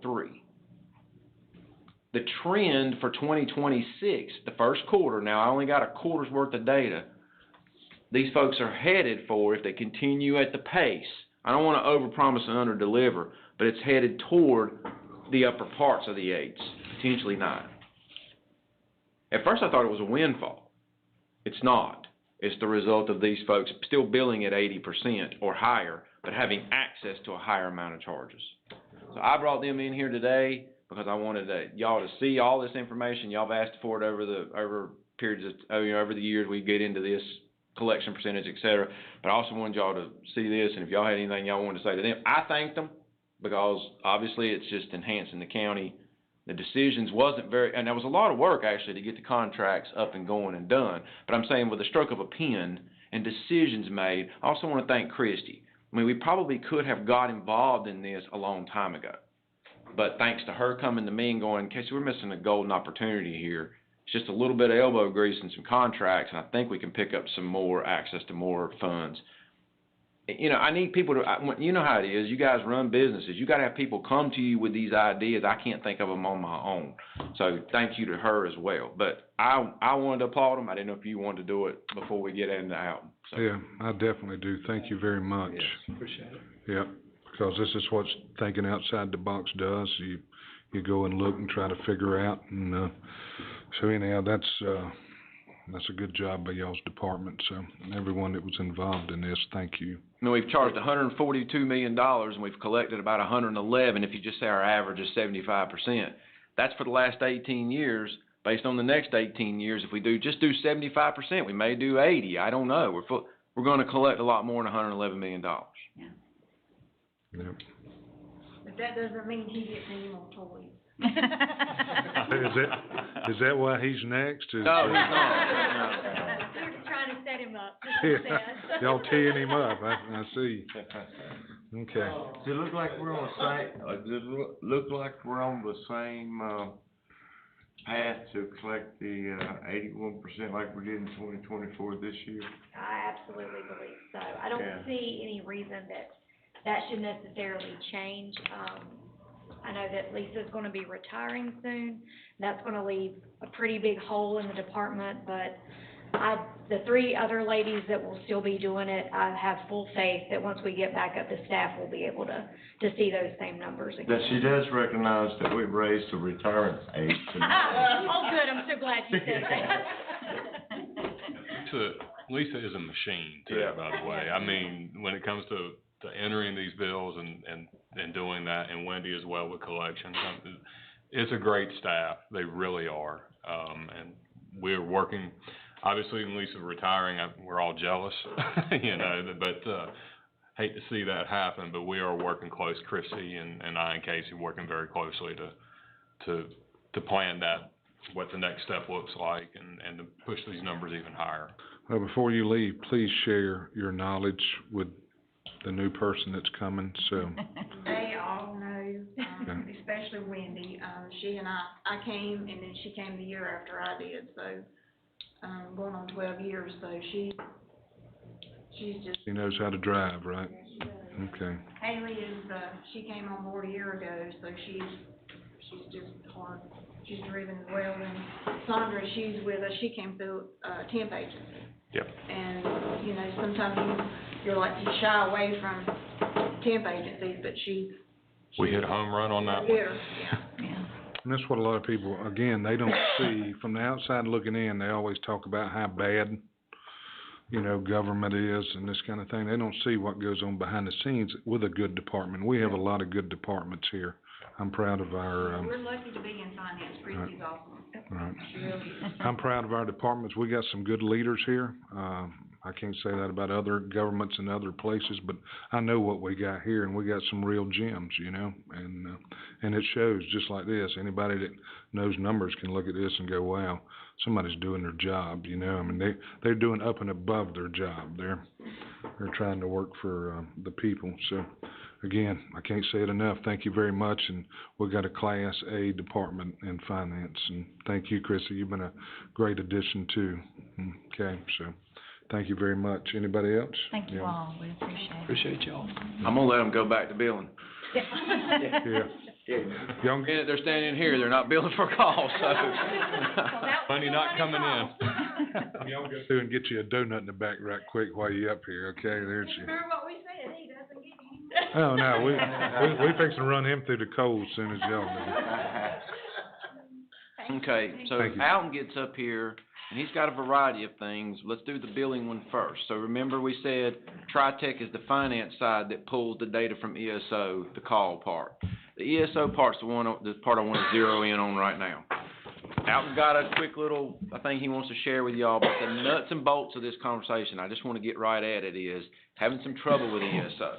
Getting batch calls correctly pulled over where TriTech recognizes it. I wanna make sure I'm able to bill for every call that I'm allowed to bill for. And customer service. I don't get the greatest customer service with ESO, and so Alton's went out and shopped around, found us, I think, another option that might cost us a little bit on some one-time costs on training up front, but when we level out, it's the same cost as what we're spending now, and we feel like it's a better product. So I'm gonna turn it over to him, and then we got some odds and ends in ESO I wanna talk about. Well, good morning. Good morning. I'll back up what Casey said. We went to ESO a little over 2 years ago. It was a little bit of a pressure from the state because the majority of the state uses it as well as state OEMS. And so that was the direction we went, and it was prior to me coming into this position, so all that transition had pretty much took place. But throughout the history that we've had it, we've had a lot of technical issues, for lack of better words.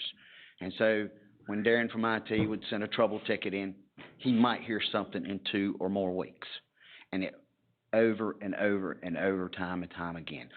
A lot of difficulty with some of the equipment we purchased that requires an enormous amount of data to be uploaded. And of course, then the biggest issue was with TriTech. It didn't talk good to TriTech. In fact, we'd found some calls that were getting dropped regularly for no reason that we could figure out. And so to make some of their process better, they are having to hand reconcile these calls right now. So they have to go into ESO and count how many calls there are, and then they have to go into TriTech and make sure they all made it to the other side. And there are times that we're missing something. They've had to manually move them. Yep. So if you find, because we're gonna bill for the call, if we find it and it got dropped and we find it, we're gonna move it because that's a call that can be billed for, right? That's money. So, that process just really needs to stop. Because as you just heard, these young ladies got enough to do to bill for and collect. I don't want them to have to go and reconcile every day and know, hey, there's 77 calls over in ESO, there better be 77 over in TriTech. Well, there's not, there's 76.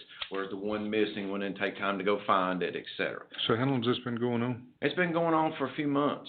And then when we get into it with we fix ESO, a little something and then something else goes sideways. Yeah, we fix something and then kind of get into it with ESO, and we don't really get where we need to be. So y'all hadn't had to track this the whole time with this software? It just started a few months ago? Well, no, it's probably been going on maybe about a year. Yeah, it was like last winter time, yeah. The ESO issues? Yeah. Yeah. And it may have been going on before that. And I mean, I would think it'd been because happening since Haley's the the one that beginning. actually called it. Right, it may have been going on somewhat before that, Mr. Chairman, and so the young lady standing here before you a minute ago is the one that kind of called it to our attention and found some calls that wasn't pulling, and that brought us into this whole reconciling game.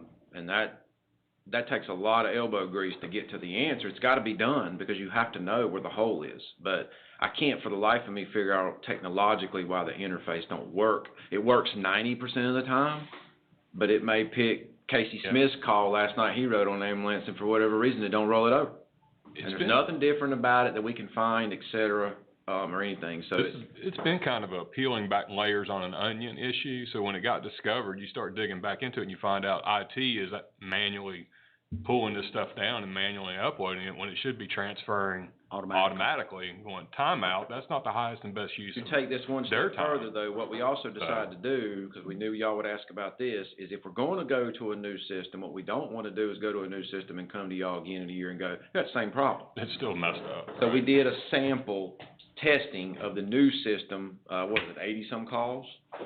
Calls for a day. So you took a day's worth of calls and rolled them over and to see would they pull into TriTech appropriately to make sure, basically tested it, and it worked. Yeah, so.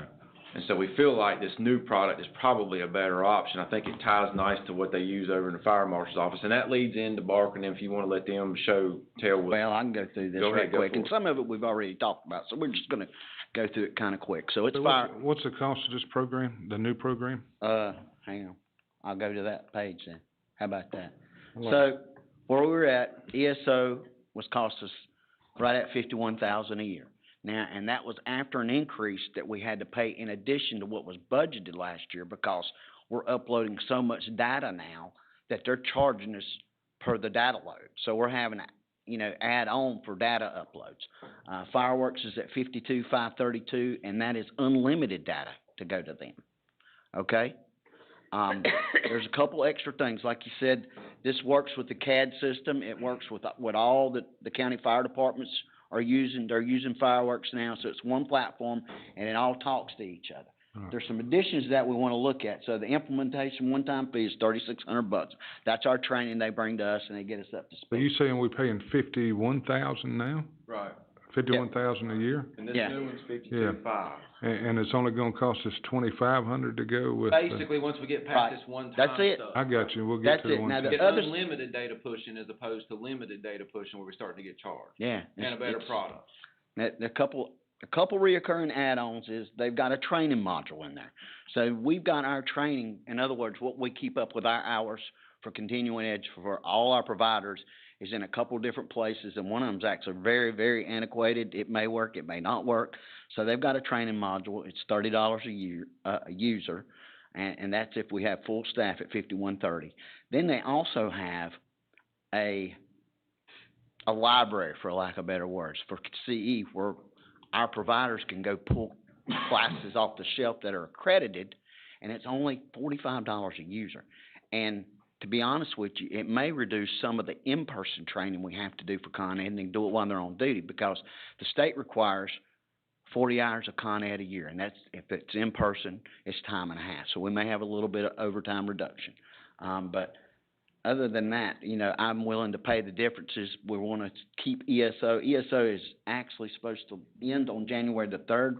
We're gonna carry it for an additional quarter for that. I can pay for it out of PBB. And then we'll implement starting with Fireworks on March the 1st.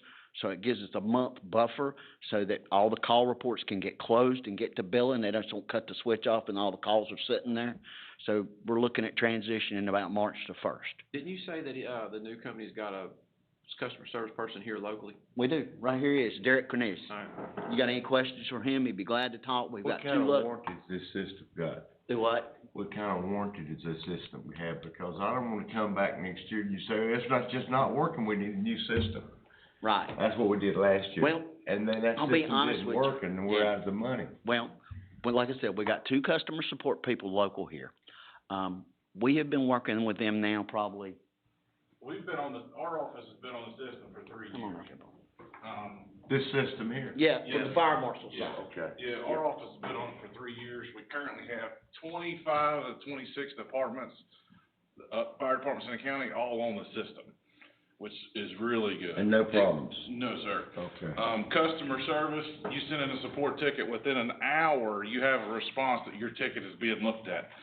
And then we currently have Derek, and then we have a fire chief in our area that is getting ready to go full-time with them. So, customer service is excellent. We started working with them probably, 3-4 months ago? Yeah. And basically, they've just about built the whole So- system. We ain't signed our name to a piece of paper or wrote them a check or anything. So in order to see if the calls would work, Fireworks had to go in there and build the system per se. Build the system. There's a ton of work put into this thing and nothing's been signed. So, you know, it's went really well. So it's Fireworks, where's this software from? Is it local software or is it? So the data actually started in Israel. That's where it became. In 2017, we transitioned to the United States and we started getting more deeper into the fire department side of the world. And then now we're into the EMS. We just kind of trickled on down the line. But it is actually based out of Florida now. So the home office is in Florida, Home Fireworks? office is in Florida. There's a couple EMS agencies in Florida that run 170,000 plus calls and they used it. Yeah, they Do about transport, 30. they do the exact same thing. We have Hillsborough, Pasco County, Polk County, Florida, just to name, Boston Fire Department, just to name a few. How did you get involved with Fireworks? Me? So I actually work full-time for Clemens Fire Department. And our agency switched, as Forsyth County switched. And then I just started liking the system and they recruited me to come work for them. I Gave got them you. 2 months hassle, they recruited me to work for them. I hear you, no better way.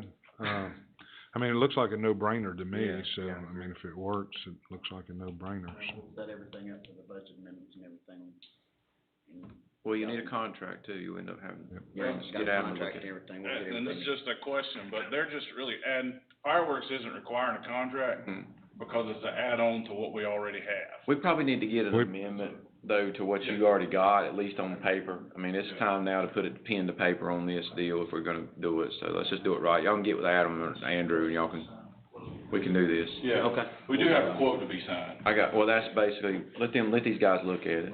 Yeah, but we need to have a contract. Yeah, something I that mean, says that's- this is what we're gonna do, both That's just parties. good business for both parties, you know?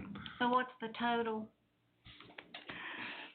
The total yearly cost, hang on, let me add it all up. I didn't put the okay, total. I mean, it'll be, Commissioner Wofford, it'll be the 52.5 annually, and these other bullet points, well, there'll be some, these are. 5130 plus Plus 8055, the but I'll, 8055 is every year, Yeah. training and stuff, but that other stuff's one time.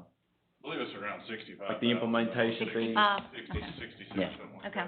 that. yeah. And we'll have But I to think that overlap training it. piece is important. That bottom number's one time in case you wanna overlap both systems in case something goes haywire, you can always go back to the other thing, but we hope we won't have to do that. The main thing is not lose any calls Well, from that's ESO. where, and hearing the nightmare that it's gotta be, everybody's gotta be checking everything, I mean, in today's world, it shouldn't be that way.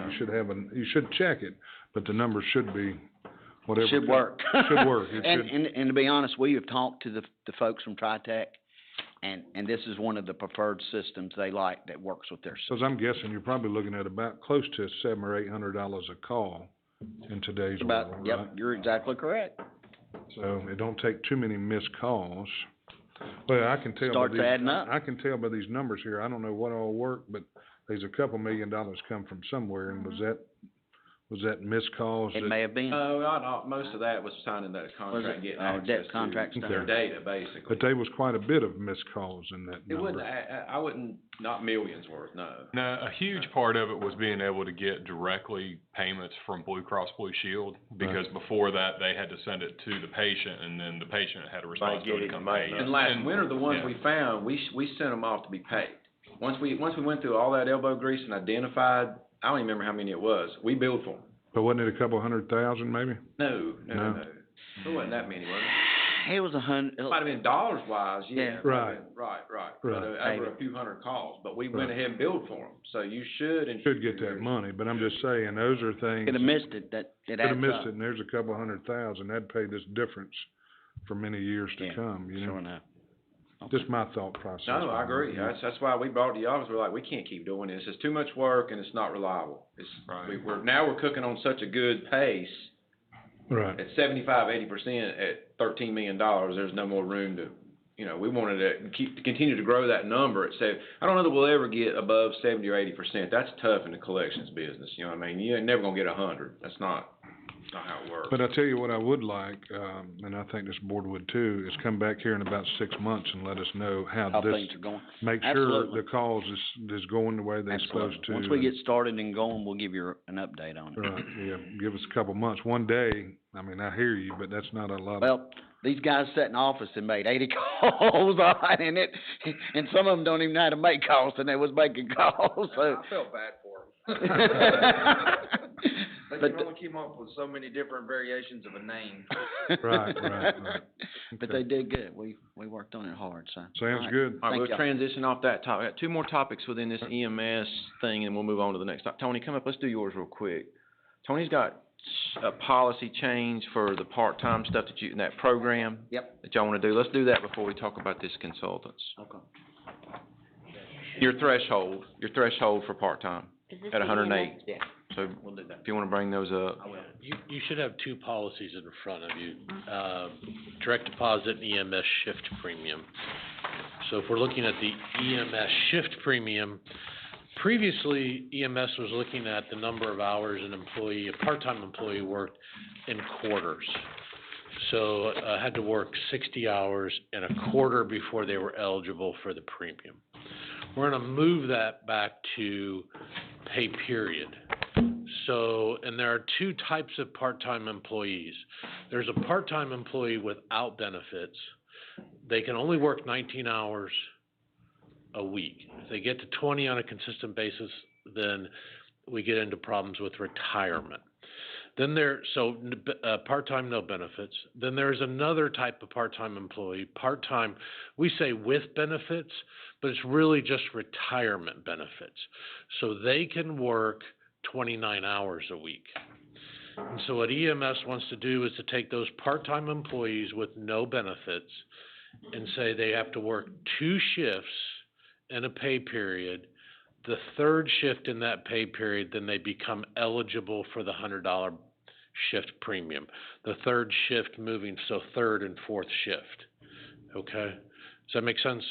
Then Not really. Let Alton tell him why we're doing this. That's basically, go ahead, Alton. Okay. So initially, we want them to work over their 60-hour minimum to be eligible, kind of like the full-time. If they work extra, they get their bonus. And it became very tedious to keep up with it at the end of the corner and go back and recalculate all these hours. Jason, he's done pulled all his hair out. You see that? And the other part is the employees didn't like to get the one-time check because the taxes was killing them. And then finance, I think it was upsetting something with finance and their process was the overtime. So we wanted to make it simple and make it easy and something we don't have to track. It's something that happens every pay period. So if they work 2 shifts as a part-timer, anything above that during the pay period, they get their $100 bonus, and it gets paid out every biweekly. If you have part-time or retirement, of course, they have to work a few more hours, up to 29 hours a week. So they have to work 3 shifts, and everything after that 3 shifts in that pay period, then they get the $100 bonus per each shift. It's basically the same concept. It's just keeping up with it a little bit better. That's all. Making it more simplified, making it more easy for us, making it more easy for HR, making it more easy for finance. And the other part of that, I'm going to tag on to the end of it, if we had lowered our threshold down to 60, because I thought 60 hours a quarter, because I thought some people would come back. They did not. They told fibs. So we're going back not to 120, but we're going to raise it back to 108 per quarter, which is really only, it's a couple shifts here and there. It's not that much. So we're going to raise that back up because we're still having trouble getting part-time to work from time to time. But all of this I think will help simplify things a little bit better. So, and what we're asking is that this just goes on to consent for Monday. Sounds all right to me. For me. So lowering the threshold down to try to entice people to work part-times, it didn't happen at 60. So we're gonna go back up. It was everything, it was a shot. But Like I say, you gotta try it. You thought it would. It made sense it would, but it didn't. I'm just out of curiosity, your part-time personnel list that you have, that you draw from, do you have just a certain group within there that does all the work and the rest of it never shows up? All the time, but I'm gonna tell you, when they don't meet their hours, we cut them loose. This last quarter, we, and I hate to say this, but this last quarter, we cut 13 people. Because it wasn't working. They wasn't working. Yeah. And we've cut them out, but, we're bringing people in all the time. So we're moving people, not so much as full-time people, but we're moving part-time people regularly. So they come a little while, and I guess they lose their excitement or whatever it is, and they kind of go away for a while, but we're staying on top of that. Is y'all run, what's your shifts? 12-hour shifts? 12-hour shifts, 7A to 7P. If you're full-time, you'll work a 2 on, a 2 off, so Monday, Tuesday off, Wednesday, Thursday, and every other weekend. And there's 2 day shifts and 2 night shifts. Okay. Which kind of lead to what we're getting ready to talk about here. That's actually a good question, a good segue into this. It is a very good segue. That's a very good segue to, must've been reading my mind. If y'all are okay with that piece, we'll put it on the next agenda, but this one here, you guys had asked me a month or so ago to start hunting the earth for some folks that could come evaluate our EMS system. And Alton tapped his contacts, and he and I had a little sit down with a couple of folks from this North Carolina Fire Chief Consulting Group, and a gentleman named Mr. Grayson, who I believe was the fire chief in Greensboro at one time, retired. Yep. And then he had a young lady from the state who's retired, Regina Crawford, and she was the chief of OEMS for our state for a number of years as well. So we got to talking to them about although you're a fire consultant system, Regina has more expertise in EMS, and so she's kind of been, Mr. Grayson brought her into this company for that reason, because they just got done evaluating, I think they told us Forsyth County system, which is the one that we all talked about at length in here about a month ago. And so I started to quiz them about what could we look at for our system, what could you do for us? And this is the proposal they gave me. Now, I granted, you just got it, so I want you to take it with you and look at it. I'm not asking you to do anything today. I just want to tell you what I found. What I found interesting about the conversation was their questions to me, and we described to them at length about pay and about what we think may be going on in terms of the hospitals in Forsyth, particularly in Forsyth County. I don't want to put words in their mouth, but you were there with me. I got this feeling like they felt like we were hitting on something, and they even used the phrase, maybe, Mr. Smith, pay may not be completely your issue. If you're telling us without looking at numbers, obviously I didn't hand them any numbers right off the bat. I just wanted to talk. If we're not that far off on pay, she said, Regina particularly said, that may not be where your problem you need to look at. And she mentioned schedules. She said, some of the systems we've looked at, scheduling is what we've had to look at and evaluate and move around. Now, my initial reaction to that was, I got it, Regina. I'm just scratching my head you got to cover this thing 7 days a week, 365 days a year, 24 hours a day. How do you do that? I don't know with a change, if that makes sense. But I found that to be an encouraging line in the conversation, because it didn't go straight to, well, your only answer is you need to raise pay and that'll solve all your problems. And so I didn't know if you guys wanted to, you got choices here.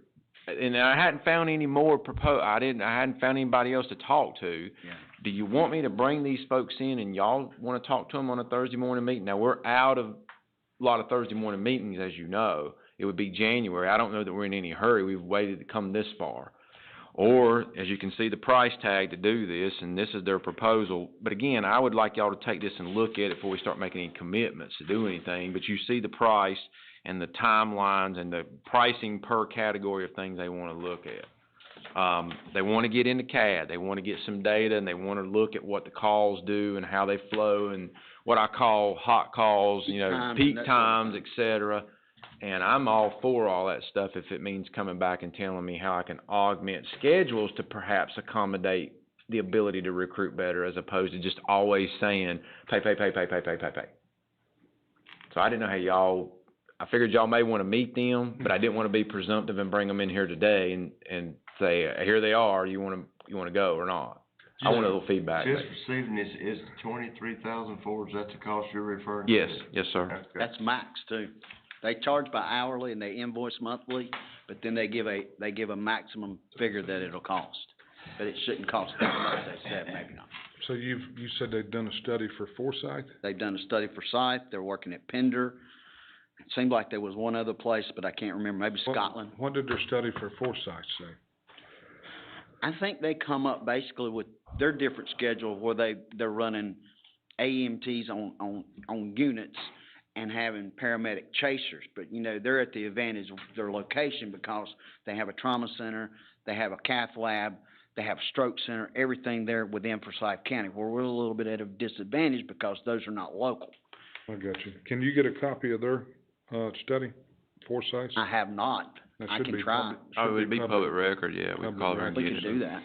Another thing Miss Regina mentioned was about Atrium and the idea of the hospitals taking staff. That was another interesting part of the conversation, that she had approached folks down the south end, down here in Cabarrus and Mecklenburg County, about this concept, and this is a true phenomenon. So we weren't just hallucinating, in other words. These people down there, they're taking the EMS staff from those local governments down there, and she's already, as I took it, that woman got intervened in this conversation to talk with the hospital staff about, we got to come to a happy medium here, or a meeting of the minds, because local governments, if you're going to take all the staff, then they won't have the ability to run.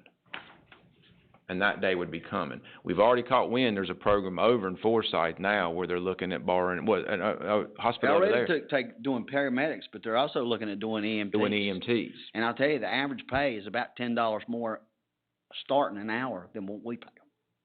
So let me ask you this. I was just down east is it not the hospital's future plan to take over the ambulance service period? Because I seen them running ambulance service. New Hanover does. Yeah, New Hanover does. If it is, I wish they'd come on and do it. because First it Health would make it does, and easier. some of the counties south of us. Maybe Union County has some sort of an agreement, and I there mean, I may be really one. think that's the big plan because, According to Regina, as she approached these higher-ups at Atrium, they said no. She did mention she was gonna have a meeting with them soon. I asked her, could I be involved in that meeting? She said yes.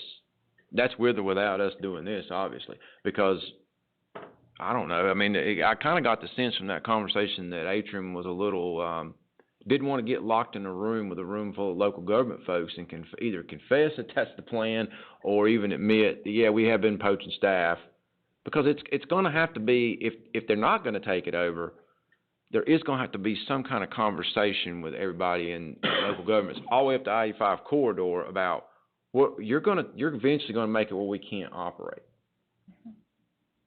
And that's gonna come if somebody don't stop, if that makes sense. And if you're gonna go into the EMT direction, this is gonna escalate big time.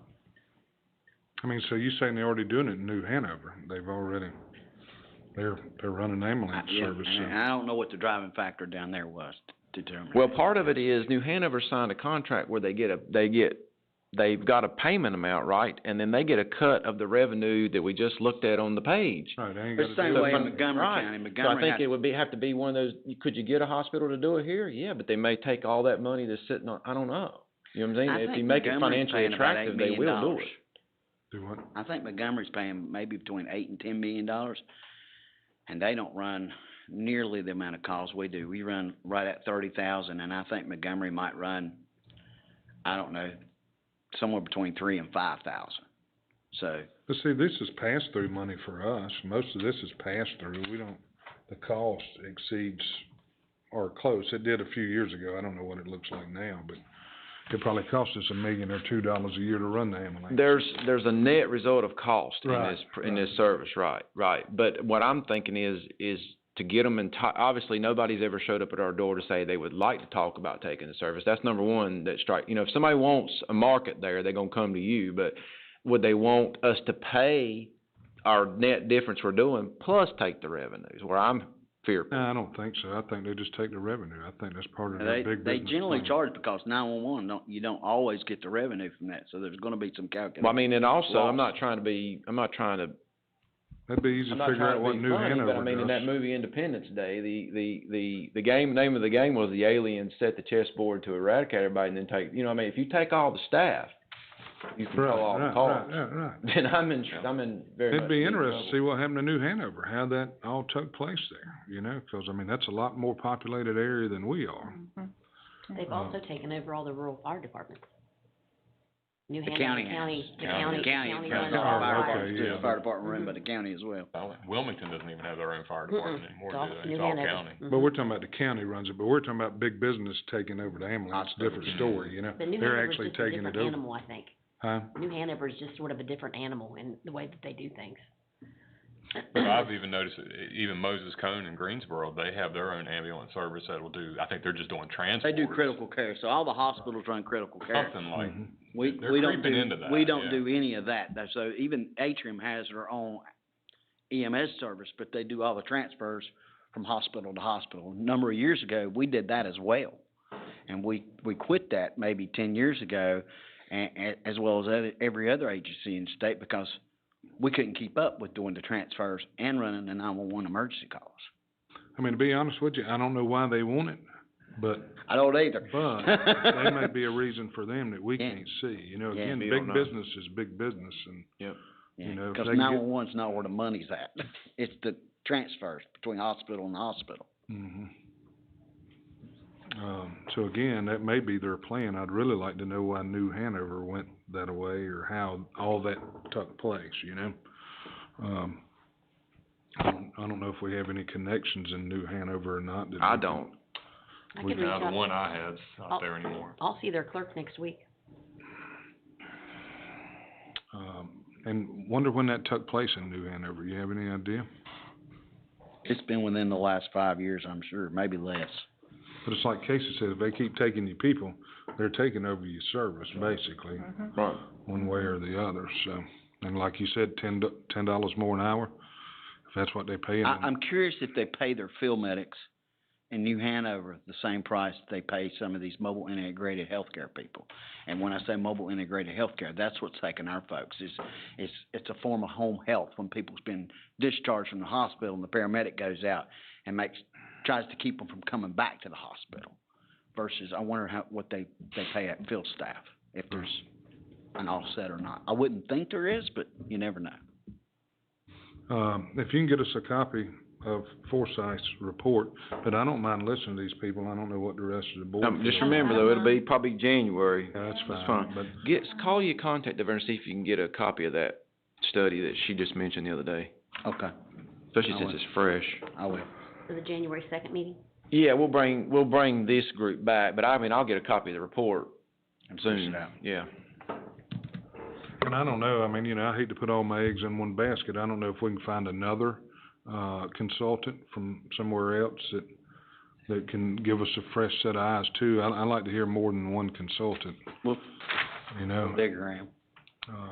And I don't know where they may, I mean, again, somebody ought to specialize in this from somewhere. I'm sure we're not the only people that's had this problem, so. It's a nationwide problem for sure. Right. And a lot bigger,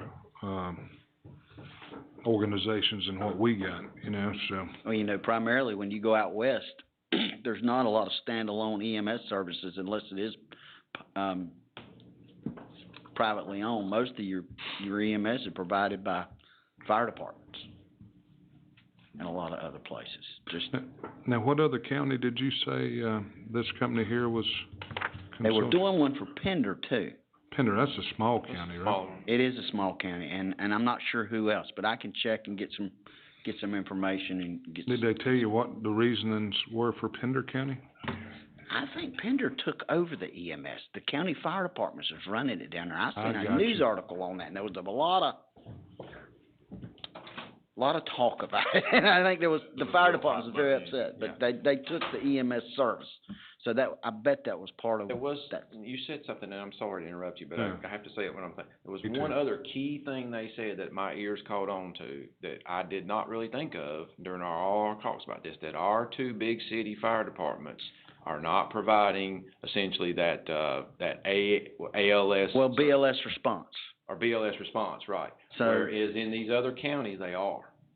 So I guess like in Winston-Salem is providing Winston Fire runs out on. BLS assistance that the county gets the benefit of bleeding off of. Thomasville and Lexington are not doing that here. Now, I think Lexington is looking into it, but I don't know what that means. That's a conversation we can have with Johnny and Jason. What does that mean, how they get up going with that? Because it's gonna take them finding staff as well, which is And gonna be there you're tough. just trading staff around. Right. I don't But know I mean- that helps us. But you gotta keep that in your mind, at least over there in Forsyth, one difference, and it is a big one. Winston's helping. Greensboro does that too. Greensboro's Most helping municipal Guilford County. fire departments run They got EMS. bigger, as those are much. bigger cities with bigger fire departments, you know? They are.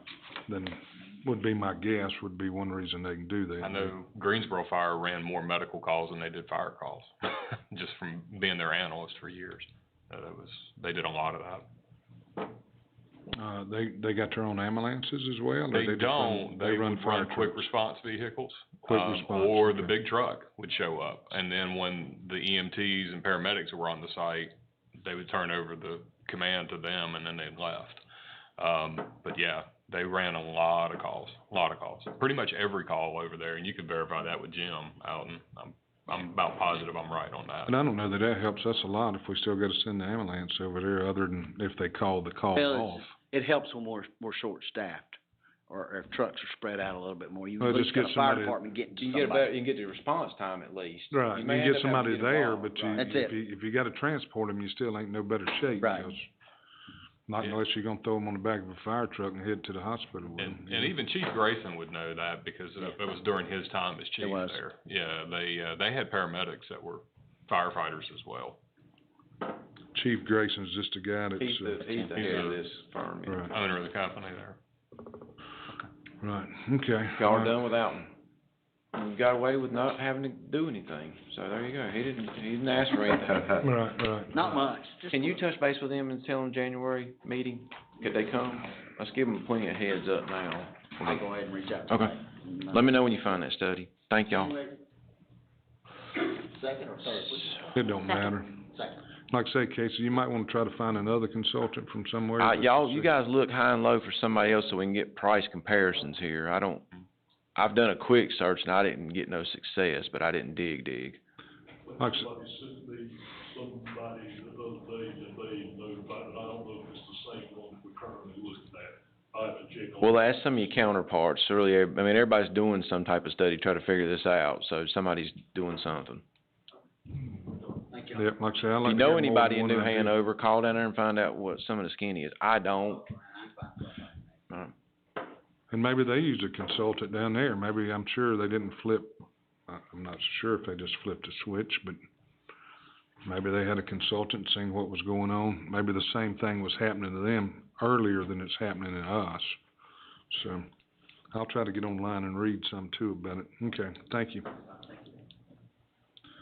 All right, Tony, review of human resource policies. Tony's got a couple policy changes, and then he's got the headhunter data. It's time to, you guys wanted to, heads up on that, and I'm gonna let him walk through that. I'll be right back, Tony, and you do the policy change piece, then we'll talk about the headhunters. It's time to know whether we wanna continue using the headhunters. Remember, we used them in DSS, 911, and Alton. And he's got the numbers here for the success piece or whatever, and then it's not costing us any more to use them for Rob and Alton, even though Rob's now back about full thanks to y'all, so his problems are not really, it's pretty much solved. But go ahead, Tony. Yep, so, we've already gone over the EMS policy, and the second policy is direct deposit. And what we wanna do is just require all employees to do direct deposit. So it's pretty simple. It affects if, they're mostly in Board of Elections, the, poll workers, the folks who do 1 day, 2 days here. So, but we're working with Board of Elections in the process of trying to get them signed up for direct deposit, and so we're moving in that direction right now, so. You don't have a whole lot of people that get checks anymore anyway, do you? Well, there's 71 in Board of Elections. And there are 5 That's other the poll employees. workers, though. Yeah, poll Right. workers, so just during the elections. And so it does, what we're really trying to do is move away, and so finance doesn't have to cut a bunch of checks. So there are 5 current employees outside of Board of Elections that it would impact, so, but haven't heard any problems. So again, just asking for both those policies to go on consent for next Monday. All right. Before Tony switches gear, go ahead. Adam, is it legal to require that? We do, yeah, I mean, that's, Okay. there's places that do that. It's a good policy, I just wonder if we could require it. Yeah, I mean, like in Charlotte, I mean, they were, very adamant about trying to get rid of as much paper check printing as possible, cause, I mean, each check that you print, I mean, I don't know, I can't remember exactly, but There's cost to it. there's a cost. Yeah. You gotta print the check, it's gotta, some cases you gotta mail the check. I mean, so anytime you can go to electronic, I mean, I would always advocate for going to as much electronic payment as possible, and that would include vendors, so you're not paying a bunch of checks. I think he just wanted to make sure it was legal, but I think as long as you pay them, that's. Yeah, you gotta pay them, right? You gotta pay 'em. That's what There you're are forced to some do. states that you cannot. Really? Require direct deposit. There's some states you can't? Yes, North Carolina, though, you are allowed to do that, to mandate it. So, yeah, there are a handful of states that you cannot. You either gotta pay them by check or cash? Well, you have to offer, so in those states that you can't mandate it, you either do direct deposit or check. Check. Yeah, same as what we're doing right now, but now we wanna move to just direct deposit. Okay. Interesting. All right. Before you do the headhunter piece, let's talk about Workday. I'm sorry? Let's talk about Workday before you do the headhunter. Just a quick update on Workday, the new HR and payroll system. Our go-live date is December 14th. So when employees will have the first opportunity to start entering their time, first check will be cut in January, so it'll start in 26. So we have gone through two builds, so two processes of testing data, testing the processes that we've set up. Started this back in February. We are at the end of so we've gone through all of that. We've corrected all of the processes that need to be corrected. And then in the last 4 weeks, we have been going through parallel testing. So what we did is we captured our current payroll system at certain points in time, and then we did that twice, and now we are in the process of doing that testing of that system compared to Workday.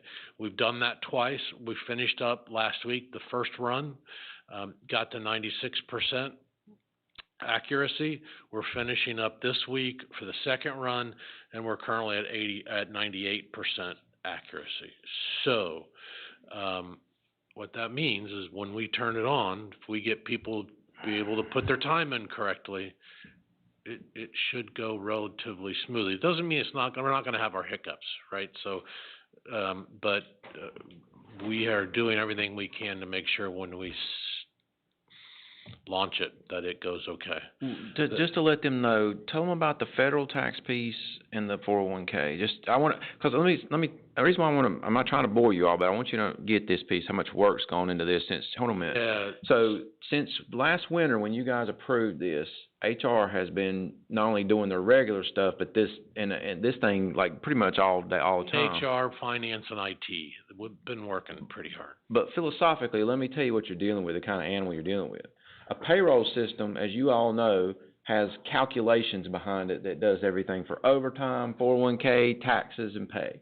A finance system doesn't have usually brains behind it. It is a database pull system. You put data into it, or you key it in there, and whatever's in there is going to show up on the screen. A budget system does the same thing traditionally. But a payroll system is a little unique. All the brains is inside the system doing the calc. We've had our brains for 25 years, and so we've had to unravel how some of that stuff got calculated back, whoever was here 25 years ago that put the system in. So as you can imagine, we talked about reconciling earlier with the ambulance bills. Imagine doing that with payroll data for 1,000 employees, where somebody points to a number on a screen and goes, how is that number calculated? It's not the same thing as we're doing now, and you go, I don't know. Yeah, we got to figure it out because we can't pay answer. Mr. Kester differently than he expects to be paid on his check, correctly? So to get it to 98%, and it's going to head to 100, obviously, the time and effort, I just want to applaud the HR staff because they have gone bonkers with this piece of it. But two things came up that I wanted you guys to hear about to the level of detail that they had to get into to get this thing straightened out. So to tag on to what Casey just said, Central Squared, when it does do some of the calculations in the background, like overtime, and it spits out a number, we found out that you can't see that calculation. You know, if you do a math problem but you don't show your work, you just put an answer. The answer's right, but if you don't see the work, you can't take that and put it into another system. So we had to create well, it doesn't matter what the name is, but files for Workday out of the current system and give them so they could load them. And then in that process, we found out there were several things that we couldn't explain how it was occurring in order to tell Workday how to do it. So it took a number of weeks, a couple of months actually, to work through that problem, and finally got it. And in that process, we found some little things that have happened that we have to correct. Nothing too significant except for a couple of things. One is federal taxes. I think it's only federal. We found out that in our current payroll system, it is taking more than it should on the tax side from an employee. So, I mean, it all obviously, we didn't know it until we were going through this process. I mean, it all obviously reconciles when they file their tax returns and they get a return. On the flip side, though, what that means starting in 26 in the new system, it will calculate correctly. So an employee will see less taxes taken out in 26. So the problem for the employee might be they might, if they're not careful, wind up owing taxes when they file for their 26 returns. So there are about 70 to 75 employees that affects. So we will communicate directly to those folks to let them know. I'm sorry, that's the 401k. It's 100% of employees for the taxes. So 100% of us everybody will have to make sure that when they get their first check, it will be bigger because of fewer taxes, and they're going to have to figure that out over time, whether or not they want us to deduct additional money for them. We think the tables in the background over in the finance side may not have been updated over the years to match that's what federal government. Basically, in layman's terms, we just think it wasn't quite updated correctly. It's going to be updated now, but the check goes up, so you have to, as the employee, probably going to have to adjust your tax withholding with the government a little bit to make sure you're back to even or live with it and pay the difference or what. It'll all end up in the wash, if that makes sense. Now, the 401k piece. Now, for the 401k, there are 70 or so employees that this does affect. It's the Roth deduction. So if you have a deduction that is post-tax, so in other words, you've already paid taxes on it and you're putting it away into your 401k. Well, in the current system, if you have a percentage, it's only those employees that have a percentage for that deduction.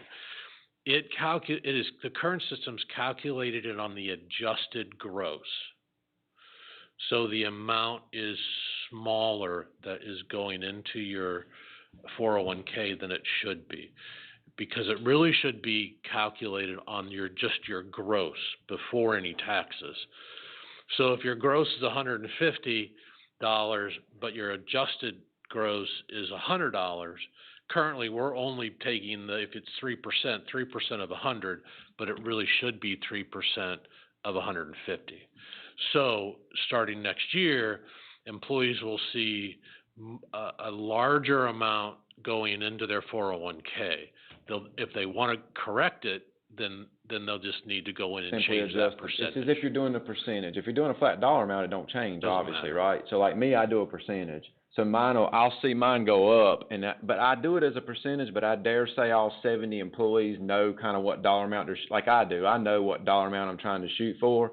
If it's taking a little too much out, instead of doing whatever percentage I am, I'll just have to pull it back down a little bit till I land on that dollar amount, if that makes sense. So, but these level of detailed things, I just wanted to thank Tony and the staff over there. This is the level of stuff they've had to get into over there over the last 9 months to get this system in. And remember, this ain't the only reason we bought this system. That didn't even count the onboarding, the dashboards, all of the data that the department heads are going to have access to for turnover reports and everything else. That's just the side cherry on top. The payroll system, though, is a beast.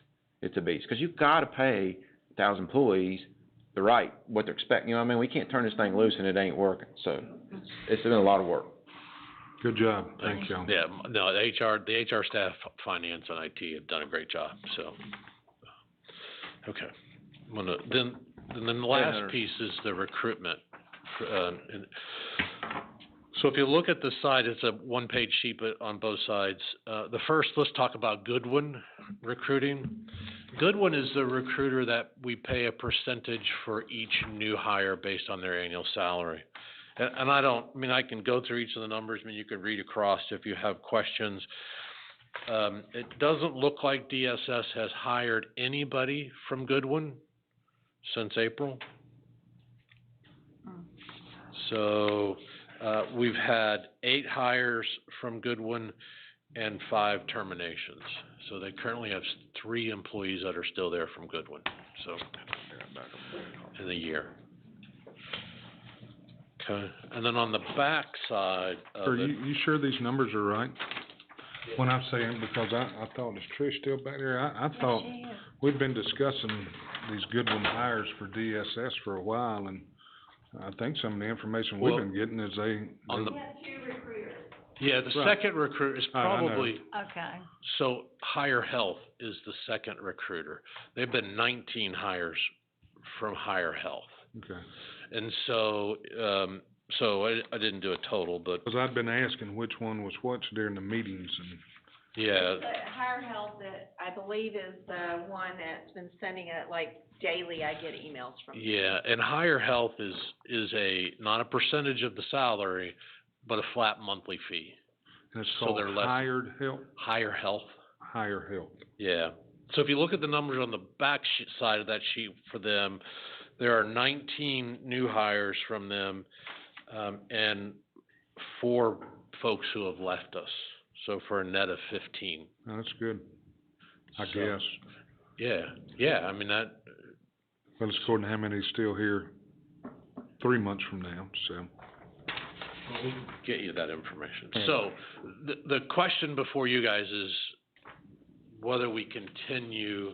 It doesn't appear that Goodwin, you guys have been using anybody from Goodwin, so, and it's just so we can tell them to stop. The question is whether or not we want to continue with Higher Health, and it's $9,750 a month. That's not good when that would eliminate the $112,800. Yeah, they charge us $112,000 for those hires. And how much was, higher healthcare, how much was the total for? 228. So far in the same. 228,000? No. 115,000. 115, yeah, okay. Oh, that's. So it's about the same thing, we just got a lot more, Well, results. but that's for nearly a full year versus 6 months. So the 112 for Goodwin, 1, 2, 3, 4, That is was for from- 5 months. You're right, Yeah, so- okay. Versus 115 for 11 months. So this higher health, care, so what type of workers do they have, just? So we have been working with them because we have we can work with them up to 10 positions. So they have been working with DSS primarily for social workers. And so we have asked them also to look for staffing in 911 and EMS. So they, couple of numbers there. I didn't put it on a sheet because it's just, so 911, they've referred 7 folks to them, but they have not hired anybody. EMS, they've referred 8, and they've hired 2. So, again, but their focus really has primarily been DSS, but it doesn't cost us anymore to ask them to do EMS.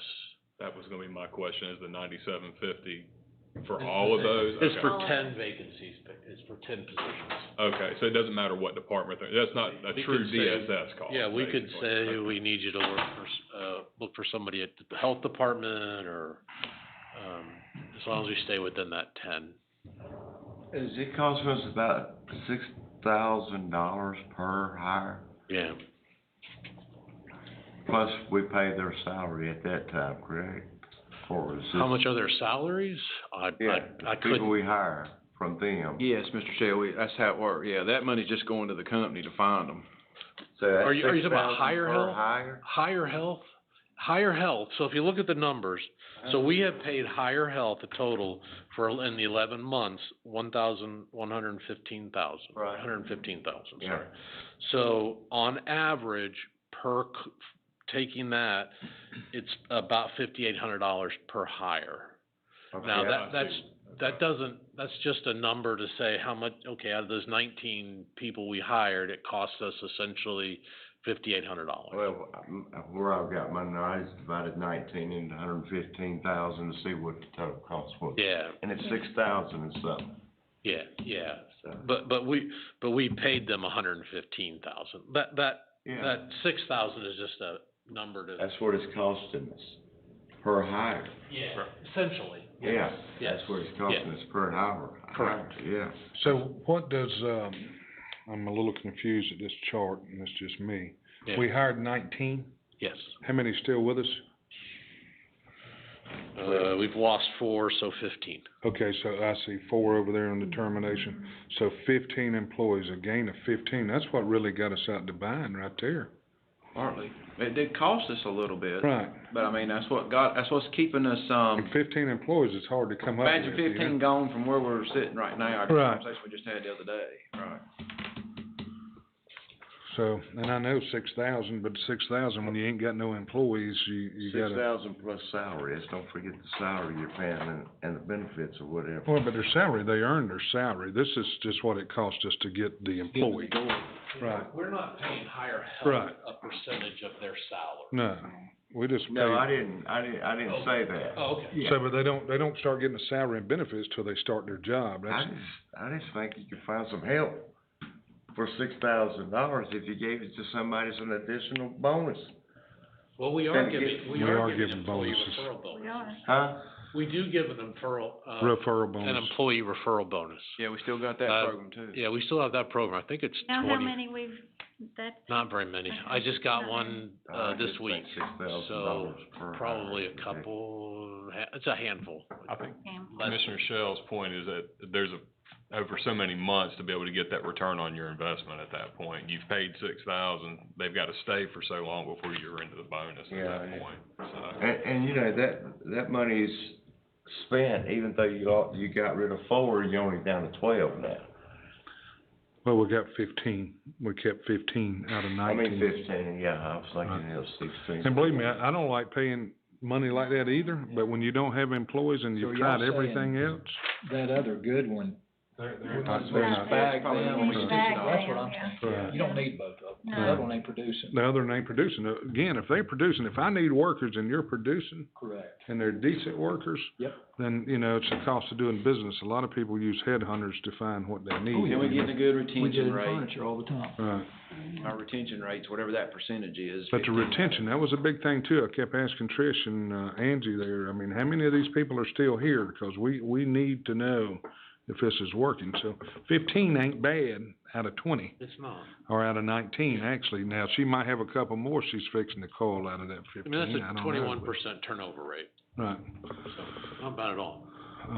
And then you can start fine tuning on that maybe. What are you sending to us that's not working? You Well, know? and I have seen that, cause I've seen, I all the time will say, you know, This one doesn't. remind you the criteria Yeah. is this, please Yeah. don't send it, because then I have to, that's Yeah. work on me, Weed I through have to that. weed 'em out. Weed And- through yeah. that. And so we do try to do that. Yeah, so they've been really good, DSS, in terms of communicating with the recruiter, and making sure that they're that reminding, and it's the same recruiter. We've had the same person or talent acquisition specialist. She ought to be getting used to what we need, or he or she. Yeah, it doesn't mean, I mean, some still slip through, but. Now, Trish, what do you think? I mean, is this helping your organization? Well, so Tony and I talked about this, and honestly, particularly in CPS where we still have, I mean, we're still down, you know, significant 15. numbers. 15. So, that area in particular, I think it's helping us. I'm just gonna say, if you wanna pay additional salary, and take that 6,000 and add it to the base salary, I would not poo-poo that, but, otherwise, this recruiter is probably the best way to spend the money and get the staff. There's because one more otherwise- intangible benefit, and have you got the one where the 2-month lag there? When he and I talked about this the other day, and I told him to share it with you. Yeah, I didn't This get a chance to concept talk. of them going into No. your database, this concept of, are they double dipping? Are they going into people that already applied and just getting them to apply? The part answer to that is, out of 20, yes. It was about 9 of them, so let's just call it 50%. It's on the chart. But here's the deal, if we're paying them to chase these employees, Angie and Trish and the administrative staff at DSS do not have time to do that, as you two know. They have time to make one phone call. Mr. Kester, you interested? Okay, Mr. Kester, answer the phone, goodbye. That's it. These folks chase them. We got a lag on the first one over there where they put an application in September and DSS didn't get around to them till December. I'm not casting stones, they don't have the time. Right. These folks got the time.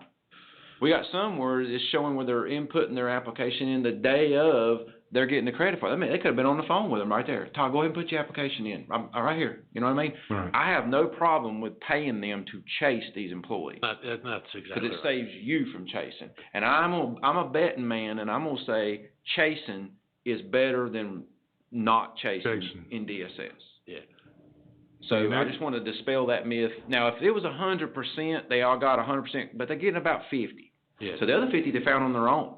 But even within that other 50%, some of them, like I said, there was about 4 of them where it's the same day they're applying that they've sent it to us. The thing that we've kind of drilled home to the recruiter is that, Trish, we can't hire anybody unless they get an application Right, unless done. you get an application. And then one of the ones, and no fault of DSS, but and Trish and I had this conversation. I didn't get a chance to share this with her before today, but the double, are they applying and then this recruiter is just scraping them out and sending them in? There was one candidate that applied in September of '24, and nothing happened with that person until December 26 when the recruiter picked them up, and we did hire them. But that's a great example again of though. I want all that burden off her. Yeah, it's not their fault. They just, it's not something that Slipped through the cracks, who knows what the deal is, and forgotten and never got around to. We're in triage mode at this point. We ain't got time for, Trish and them to be digging around. Where's that application at? That kind of thing. Let's go to straight for the throat here and get it done, And I hear you, Steve, but sometimes, if I had to pay $6,000 to get me an employee to keep things rolling, I'd pay $6,000 to. Well, I'd be in a position to make more than one phone call in my business. What do you mean more than If one I had phone to call? hire somebody to make the phone calls, I'd do that. I don't understand what you say. He just said that she can't make but one phone call, or you did one. Sure. I'd be in a position to make more than one phone call, not blaming you. I'm blaming us for not having the resources that you need to make these follow-ups. That's not paying this out, but if y'all wanna do that, you're with DSS, both of you, and I'm gonna go along with whatever y'all say on this. I just don't see doing that. I guess where I see that, DSS has got a job to do, and that's child care. And that's what I just said. Right, they're not in HR and hiring and that kind of thing. That's what I just said. But again, for my company, I'm telling you what I would use, I would pay $6,000 to get somebody, that's better than my machine sitting there doing nothing. And if we hired a talent acquisition specialist, we've talked about this in the last year or two, it'd probably be about the same cost. Right, or we could hire our own, we talked about hiring our own, but I like this, they get paid. Now, one question I was gonna have, I guess we pay them by the openings, right? The 9,750. Based on, I think, 10 openings, yeah. Okay, so why don't we just drop those opening downs to like 4, and when we get those replaced, then, you could drop that monthly fee down. Talk to them about it. You know what I mean? It's up to, we could. Reduce the cost under control. Reduces the cost, let's fill 4 at the time instead of trying to fill 10 at the time. Yeah. Yeah, because that's not realistic at this point. Yeah. I can talk to them about reducing that number. And again, y'all read Casey's message about DSS. In light of our situation, I don't like the amount of money either, but to get DSS in a better place. So let me preface, so you're talking about closing. So at one point, we had probably every category of our jobs open and out there, right? Yeah. And now, we presented to our board, we had 33 vacancies, but unfortunately, most of them are in CPS. So we would support reducing because we don't need recruitment for everything. Because we are filling those. If fingerprinting hadn't happened to us, then I have 4 folks sitting there that will come in, and it will close out a couple more job classes because in December we'll bring in a few more people. And so we are closing the gaps where we had. We still have permanency planning social workers that we need, but our biggest need is CPS. And that's the most critical, when you talk about danger and risk and leaving kids, and we heard what, J-Mark is helping us with, and this will support us trying to get those, critical. So those 4 that's waiting on fingerprinting now, are they higher healthcare employees, or do you know? I could not tell you right off the top, I'm sorry. I feel like one I know is a referral from a current employee.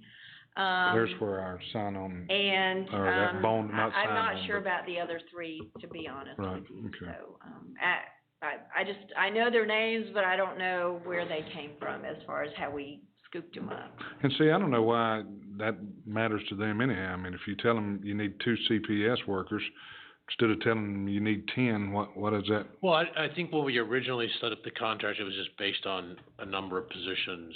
And I think we just said 10 might be their lowest number. I don't know. I'll have to go back and talk to them. Got you. I don't know if we can go from 10 to 5, if that changes it, cuts it in half or what. So I'll go back and talk to them and.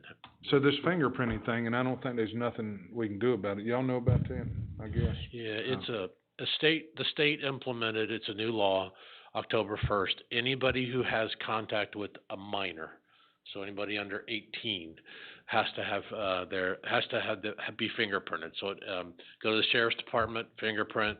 It's state does a background check, and then FBI. And so we are telling people it could be up to 4 weeks before we get that back.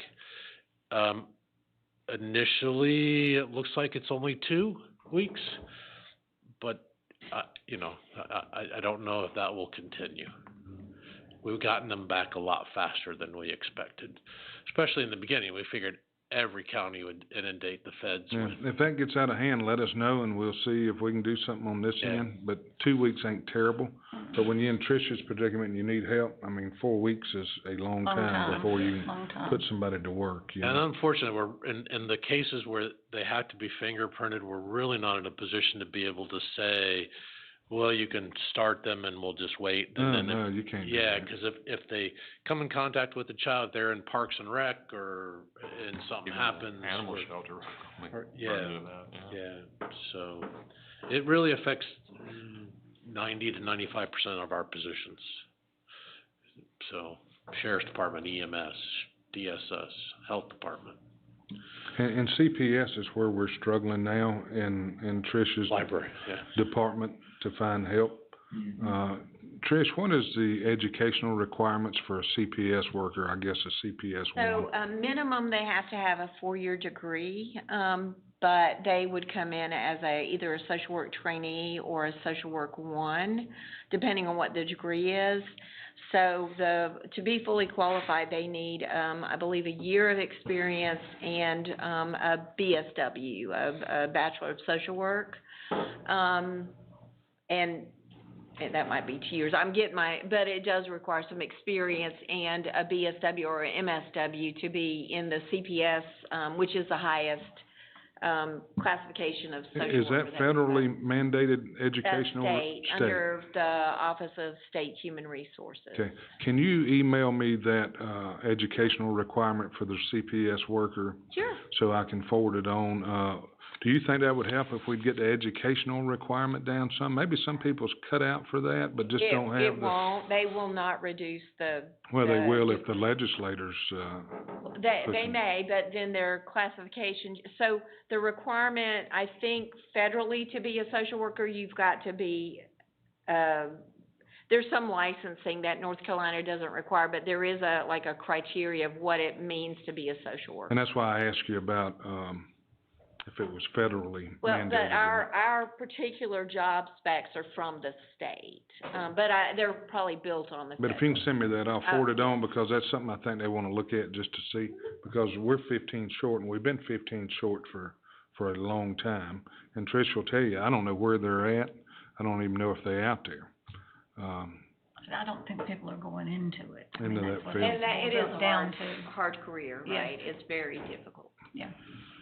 Yeah, next to the Sheriff's Department, they see some of the worst stuff. Just going on in homes. real quick here, at the bottom note where it says note, of the 19 hires, 9 applied on our applicant tracking. When it says our, is that referring to hires applicant or to the county's applicant? The county's applicant tracking. So yeah, it just notes that those 9 applied, like for example, the one that was in September of 24 applied, but wasn't picked up until the recruiter picked them up in December of 24. Is someone in your office looking over these applicants when they apply? We don't, not initially, no, we just let the recruiter. So they're just DSS. slipping by, and then we're paying $6,000 for somebody else to bring them back. Yeah, we don't have the staffing to be a talent acquisition center right now. I keep hearing about staffing, that's what I keep hearing, and it's costing us money. Okay. So whatever y'all, what you do you and wanna Karen do? wanna do, whatever you and Karen wanna do, y'all want DSS for it, if she needs it. I just don't, just because I don't agree with blowing money like that, doesn't mean she still don't need it, you know. Well, like I say, for us to hire a talent acquisition officer, it's gonna cost us About the $100,000 same plus a when year you include to do the base. same 'Cause we're job, probably talking 80 to 85,000 for a base. Yes. plus the benefit. Maybe a little bit higher. Cause I know I initially looked into it when we were talking about it. Well, it depends on what his job responsibility is gonna be. If he's just making phone calls to bring them back in and express interest, you're not talking about that kind of a salary. Well, these folks actually have some technology that they're using that they go out and they're actively searching for people. They're not just running an ad and But waiting. they're not using our applications? No, Well, no, it they're says- using their it own said he did. No, they're using their own technology to go out and search for people. And go back to who And- we've already tracked. Isn't that but- what you just said a little while ago? No, and then they ask the applicant to come to our site to complete the application. But they but look there were over 9. who we've tracked, right? There are 9 that I'm complete. not answering the I'm question. sorry, we're not tracking anything. We have a system. A while ago you said you were. When I asked you, was this Hires tracking system or the county's tracking system, you said it's ours. It's our tracking system, correct. We Okay, can now track. you just said we don't track anybody. The system is not fully used at this point, because it's not a very good one. The system has the capability when somebody applies for us to be able to track where they are in the process. So we post a job, right? So we post all jobs. It will go out to our website and to Indeed as a free posting to Indeed. Then it's a pretty, so then it's a matter of waiting for someone to click on that link and apply. Once they apply on our applicant tracking system, then the application goes straight to DSS. There's nobody in my office that reviews that application before it gets sent. So we work with the hiring managers in each department to make sure the posting is up and that they're getting the applications. That's as far as we are able to go. I guess my point is this. Why are we spending and wasting money on that if we're not in a position to follow up on the tracking? Because we have 24 or 5 other departments that are doing it. It doesn't work. Because we don't have anybody to follow up. It is working for other departments in the sense that they have applicants that apply. They just don't have the volume that DSS has. Yeah, how many employees you got, 4. just the total employees? 200, well, I mean, live bodies, 160. My bodies, I've got 211, I think, on Right. the last, position tracking. And now, is that where most of your vacancies are? In the total body? The vacancies are in social work. Okay, how many employees do you I have, I think, 6 in income maintenance right Okay, now. Okay. Which is your food and Medicaid benefits. And so the DSS is almost evenly split between sort of the benefit side of things where you get child support or food or Medicaid, and services, which is adult services and child welfare. And of the vacancies, I'm gonna say 15 are in CPS and maybe 4 are in permanency planning. So you see the bulk of mine are in the Child services, protection the ones service. that deal with the children's Yeah. services. And so if we only recruited for those 2 positions, that's really, even just the one is really where we need it, the CPS. That's where I have the biggest half of my vacancies are in that area. And that's how many? 15. 15. So I have about 33 vacancies right now, so. So when one or two people, when the director and what Angie's job is office manager, I guess, whatever, trying to hire 33 people on your own is. Well, to interview, you know, Right. so Angie sets up the interviews for us and then trying to get, the interviews scheduled. But for screening, before we can even interview them, we have to know that they meet the criteria. So that's what I do when, the hiring company sends us those. I'll look at what they said they're interested in, and if they don't have a 4-year degree, or if they're, you know, they might have applied for a QA position, which is quality assurance, but they were quality assurance for manufacturing. They might have a degree, but they never did social work. Well, they can't work for me. So that's what I'm doing when I get the information from Higher Health.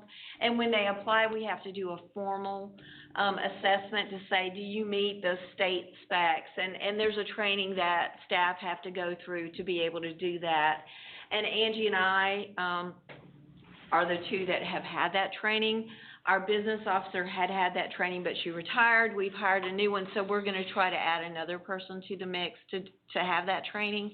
But it does take time, because you have to look at the criteria of the, you know, like I just talked about. Do they meet the social work 1? Do they meet a trainee? Are they a 2? Are they a 3? Are they a IAT? And then you have to, that way. Do they fit here, you know? Right, you so know? there's a lot, even before you get to the interview, you've already got to know sort of what they qualify for. Otherwise, you've really wasted your time if you interview somebody who only has a high school diploma and, well, they can't be a social worker because the state requires you have a 4-year degree. So those are the kinds of things that we're doing when we're going through that. So, but as our positions shrink, we're gonna have more time to focus on this. So, can I jump in with a thought?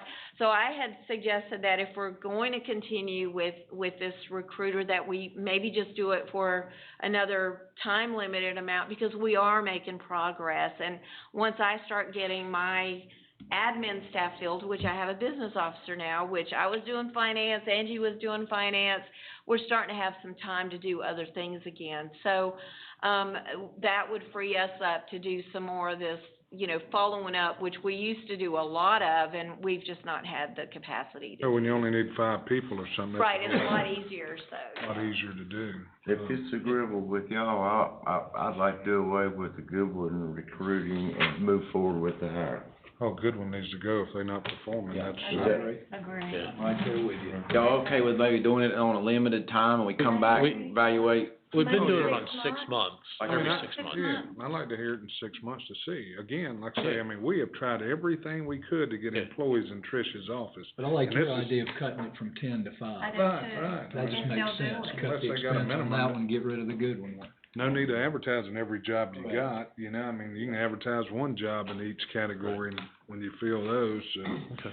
So Move I'll on. I'll work with them on extending another 6 months, and then just see if there's any price difference in lowering the vacancy from it may 10 not to- be, and you wanna use them for what now, Casey, what across the street? We were using them for EMS and 911.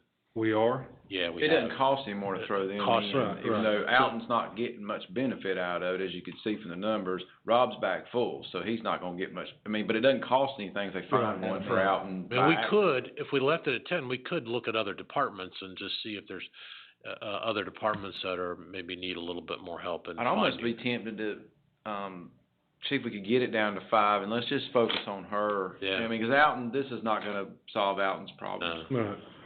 Maybe I it's don't not know. working, like I Yeah. say, but 19 to us has been a game changer, Right. you know, I mean, if.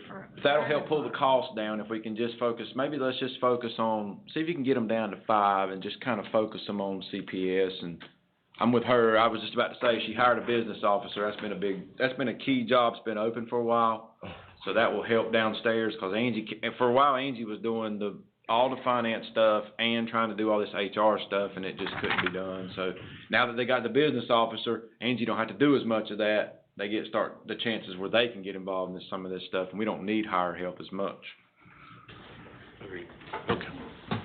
The big part of it is, Steve, we got $30,000 a job in these over here from Goodwin, Mhm. because only 3 of them stayed. Yeah. And you got over 30 grand apiece in them. Now, Goodwin, I don't know if anybody followed up with it or not, but they were supposed to give you another, if one didn't work, they would hire another one, and that was free of charge for the second one, so. That don't mean they would've stayed, but I'm saying you got more for your money than just one. So if I hired you and you didn't work, they're supposed to replace you, cause I done paid. Now, again, I don't mean the second pick. Well, not only that, but they had 8, but they had 5 terminations. That's what I'm saying, only Yeah, 3 net, only three, net, so Mhm. that's where it costs. But again, if these turn out to be long-term employees for the county, if just, Be good. you know, that's a lot of money to pay, but if they spend 20 years here, it's probably money well spent. But again, they might not be here 6 months, so who knows that up front. All right? Well, we could tell them we only want 30-year employees. That's right. That's a requirement. Yeah, put that on your list there. Okay, all right, thank you very much. Thanks, Tony. Thank you, Tony. JCPC membership, This is gonna be a quick discussion. I hope. We've been having trouble getting a quorum at JCPC, and we come up with an idea of doing alternates like you guys do for some of the boards that you have, but Adam did some digging, and we don't think that we wanna be a guinea pig on that. There are several of the JCPCs that allow proxies. That's something that we've not allowed. Would you all be willing to let us add proxies, like if I can't be there, that I could give Trish my vote? And she would be me and her at a meeting? That way we can get a quorum. how often do y'all meet? We have to meet at least 6 times a year, but this past week when we met, we approved minutes for 4 months. Because we have we've got our court folks, we've got Judge Hane, we've got some attorneys, we've got an assistant DA. If court doesn't end just at the right time, they don't get to come, or if Carlos is in Davie County instead of Davidson, he can't come. And then just some of the folks that are mandated to be on there, like the United Way and our faith-based people, and just some of the physicians that are required to be on there, sometimes their schedules just don't allow them to get there. How many people's on that board? 26. Right now, we've got 25. But sometimes the students, we've got 2 student members, if they can't get out of school to come, they can't be there. Because of the school requirements, I think it is harder for them to get there.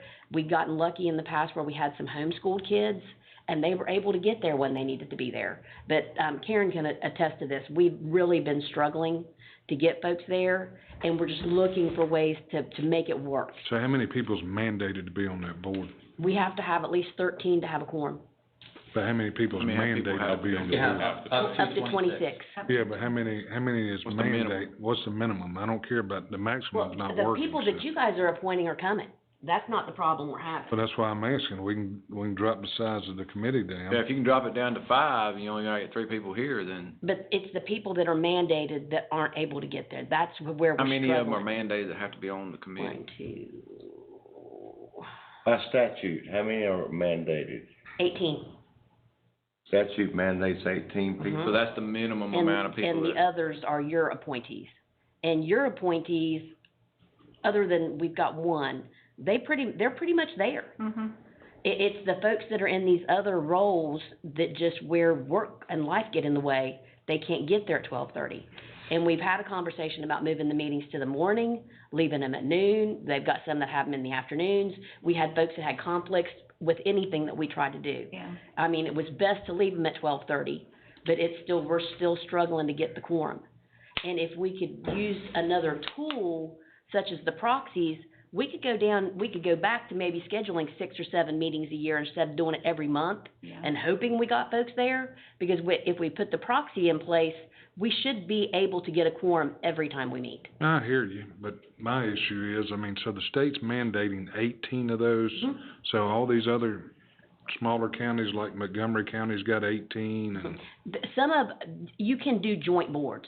So it could be that we've got some of our smaller counties that have joint boards. Now, in this district with Scott Stoker, our representative, we've all got separate boards. And in some of the smaller counties, I don't think the schedules are as crazy either, so. Well, I'm just saying, but I would think if we having that problem, everybody is. Oh, he's got several of his programs that are doing the proxies. That's why we've had this conversation. Yeah. Because they're struggling for quorums as well. And so he was the one that sent me the proxy language, because several of his boards that he monitors do have the proxy in place to make sure that they can get their quorum each month, or when they meet. What's else, Alicia? Well, I'm okay with it. I just said that, it was gonna behoove whomever you choose, you need to make sure that that person knows the details about what their job is. And, you know, they can't just say, you go and vote for me and you don't know anything about it. You know, But it's gonna be another JCPC member. It's not going to be an individual off the street. You're gonna give your proxy to another one of the 26. But I get you, but the state's mandating these people's on this board for a reason, so if you give that voting power to somebody else, then it does no good. Does that make sense to you guys, what I'm saying?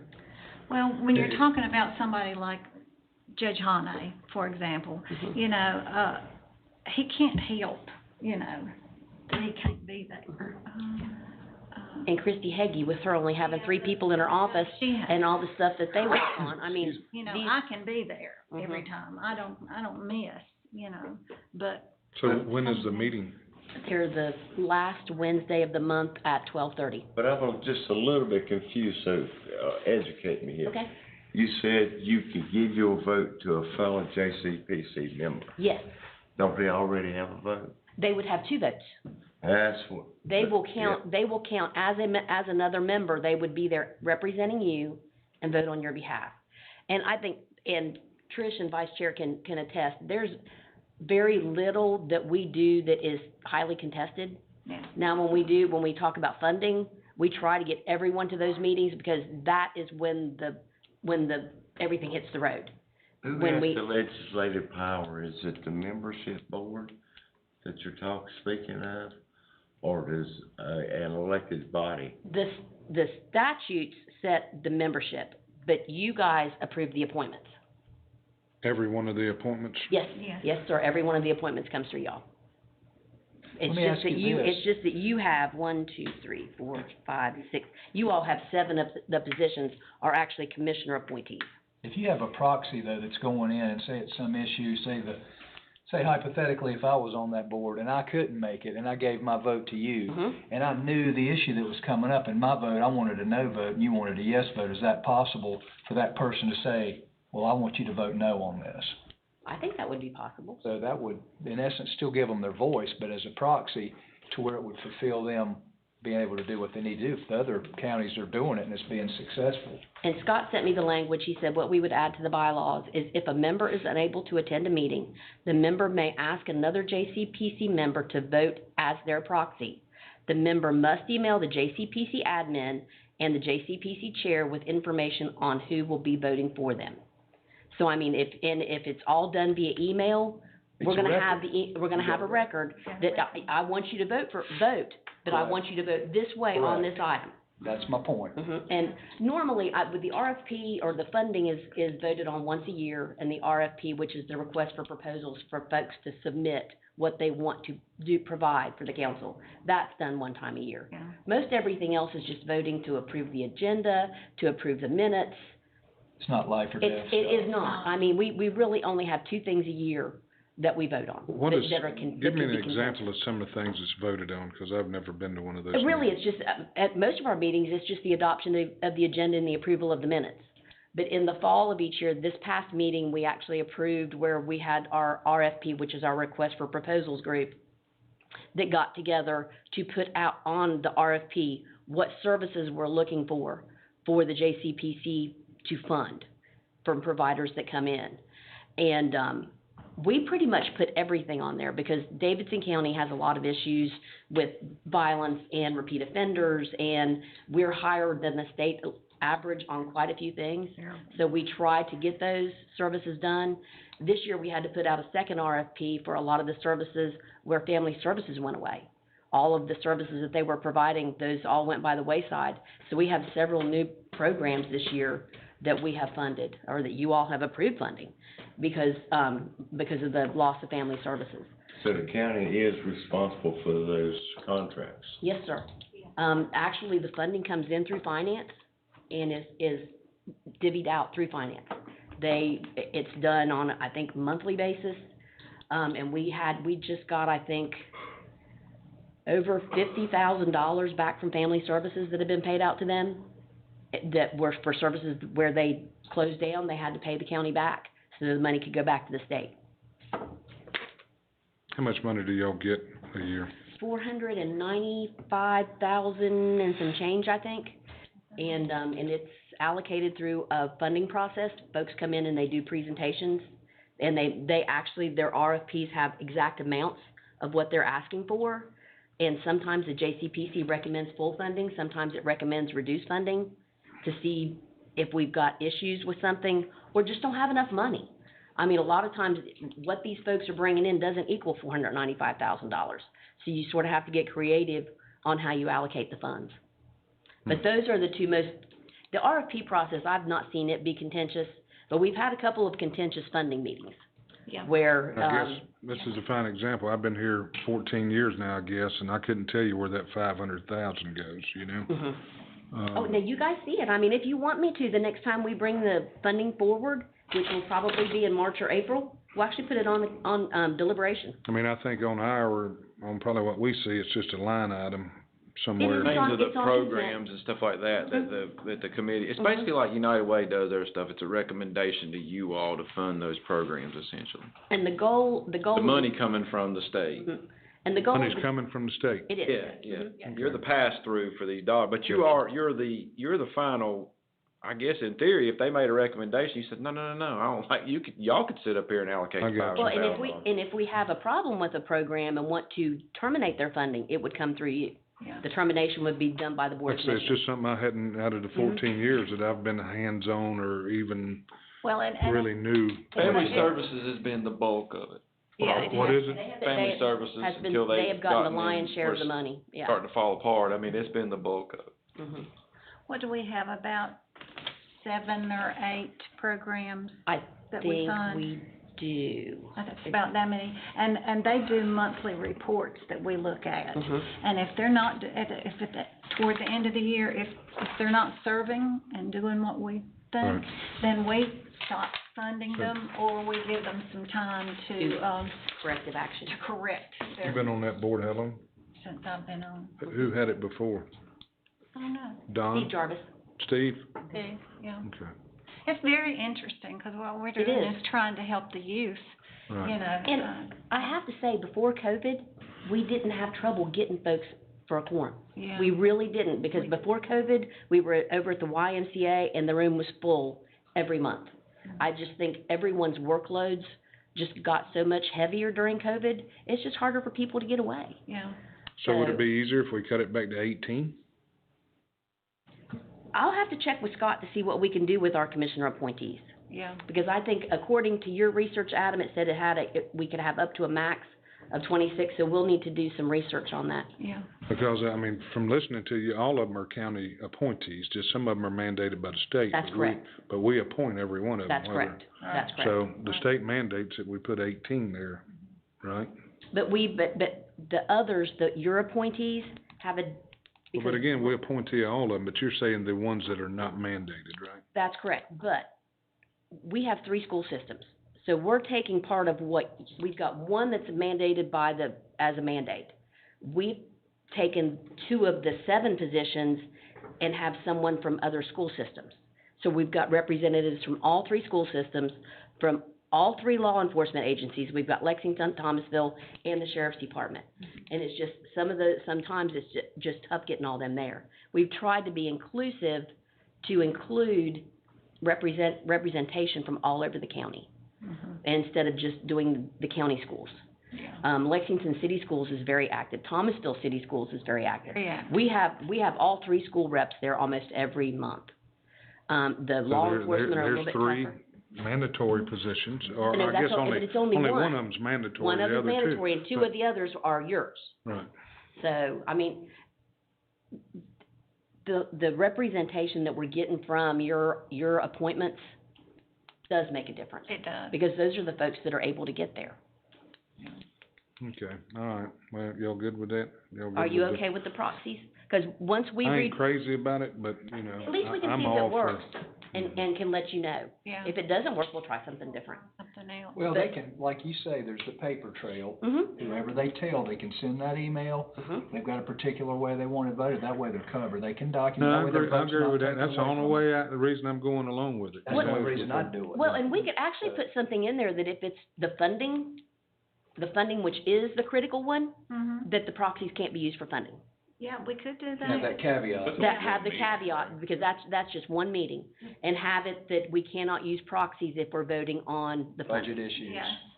Yeah. Because those, that's where, Right. yeah. That's good, that's good. Are you, Yeah, I'm good with that. you good with part. that? I mean, like I Okay. say, Okay. like I say, the paper trail too, but you know, that's the main, if they can't vote, that's when they're gonna be voting, that the vote really matters. I That's think, right, the funding is budget. the big one. Well, So, and we had a contentious. we had a very meeting. contentious funding meeting this It's probably year. the first one, bad one that we've had. What made, whatever, Well, The recommendations of the funding panel, and then the sheriff's department came back in with the alternative, yeah. With what? with an alternative. In the alternative one, Yeah, the it alternative one. did. And I think it's gonna be, I think it's gonna be work fine. out It's in gonna the be end. fine. You know, it but was. there was some Little bickering tough. back and forth then, right? There was some lively discussion. Really? You gotta tell me, baby. I gotta hear that. Oh, yeah. I knew it was gonna be lively when the sheriff came in, Yeah, yeah. because he actually came to the meeting himself, so. But it's, you know. And it was a good conversation. It was just the funding panel felt that once because they heard everything. And they felt that the recommendation that they made was still a good recommendation. But then the folks that argued against it, it was our court folks and our law enforcement, they made a great argument. And the funding panel, we left our votes where they were because so it was a split vote. Yeah. So but it ended up, it's gonna be fine. So you was on the opposition I was on the opposition. Yeah. vote. So was Vice Chair Wofford. Yeah. But I tell you what, But it worked the really. one that it did go to has a good record. A stellar record. A really good record of Yeah. what she does. But it was just that the one that the funding panel went with Funding was panel is a established. funding panel, It was you know. established. So, And so, this was a new program for this provider. Yeah. And so it just sort of, The only thing I worry about is it being too much for that agency. for that agency. Yeah. But, I don't know. They've hit the so, ground so running. I, Find gue- out. so I guess if I'm one of these that can't make it, I can decide whether my vote's gonna go with Debbie. Mm-hmm. Now, you said a while ago you had to call your colleague like Trish. Yeah, we will make sure that that person's gonna be there to make sure But- that, and then So, if but they can call whichever one on whichever side of the issue and put their weighted vote with that one, right? They don't have to be connected in no, any way. no, they don't have to be connected. We just need to have another member that will act on our behalf. Right, And but like I said, we'll put the caveat in there that it will not be used for funding.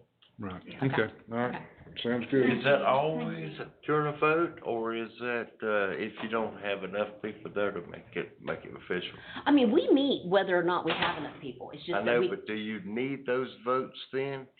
Those So in other proxy words, votes? that's a good point. Do you get weighted votes if you have but if we don't have a quorum? quorum, we don't have a meeting. But we if you do have a quorum, but you got some people that can't be there, Can do they you use need their their vote? proxy above the Not quorum? unless they've given you the permission to We use could it. put that in there You can't too. just arbitrarily say, well, I'm taking so-and-so's vote if he didn't document, that's the way he wants it going. So you're right there, That's what I'm Steve. saying. Even if they got a quorum and they can't make it, Well, we they could gotta put, be able to use their weighted vote. So Correct. if Correct. Tripp couldn't make it, he could call me and say, I want you to vote this way. Yeah. And even though they had a quorum, his weighted vote goes to me, so I get 2 votes. Yeah, so. Is that legal? Yeah, I mean, so if you're gonna have a proxy system where where the members are relying on being able to pass a vote off to somebody else, and then they show up and there's a quorum and suddenly their vote doesn't count, that would not be, I don't think that would be kosher. I don't know if it would be illegal, but it would be certainly unusual, and probably not in accordance with Robert's rules. And, so I think if you're gonna have a proxy, You gotta have it all the time. you gotta lay out the ground rules and say, this is gonna apply, this is what's gonna always apply, otherwise you can't really do it. Right. Can't willy-nilly. Agree. No, that's right. Problems That's right. So yeah, it happens all the time, whether you got a quorum or not, so. I think it'll just help us have fewer meetings. It will allow us to have fewer meetings Yeah, we had four months that we didn't have where quorum. we didn't have a quorum. I mean, we go ahead and have our meeting, we just can't vote on anything, and it just gets pushed. All right, so can I get a motion to go to closed session? After the bathroom? And a snack. Motion? Second. Second? Okay, Motion second. thank you.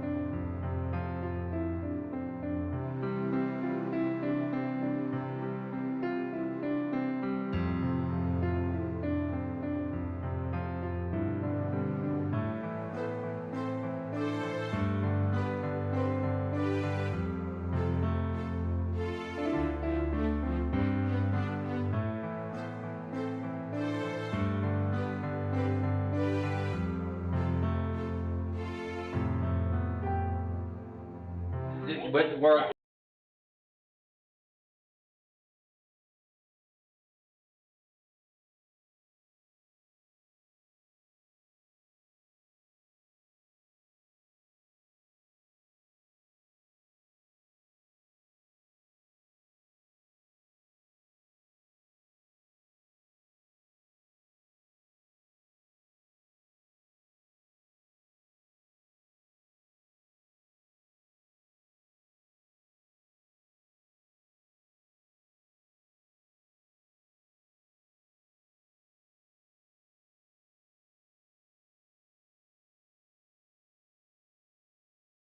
Motion to, come back Motion into to open session. reconvene. Second. Second by Mr. Kester. All in favor? Aye. Any opposed? Mr. Attorney, would you give us an update for closed session, please? Yes, sir. We had a closed session. We talked about one personnel matter. Staff were given directions on that, and we had 3 attorney-client privilege issues to discuss, and staff were given instructions as necessary for those 3 matters. All right. Motion adjourned. Second. Second. All in favor? Aye. Any opposed? Motion carries. Good afternoon.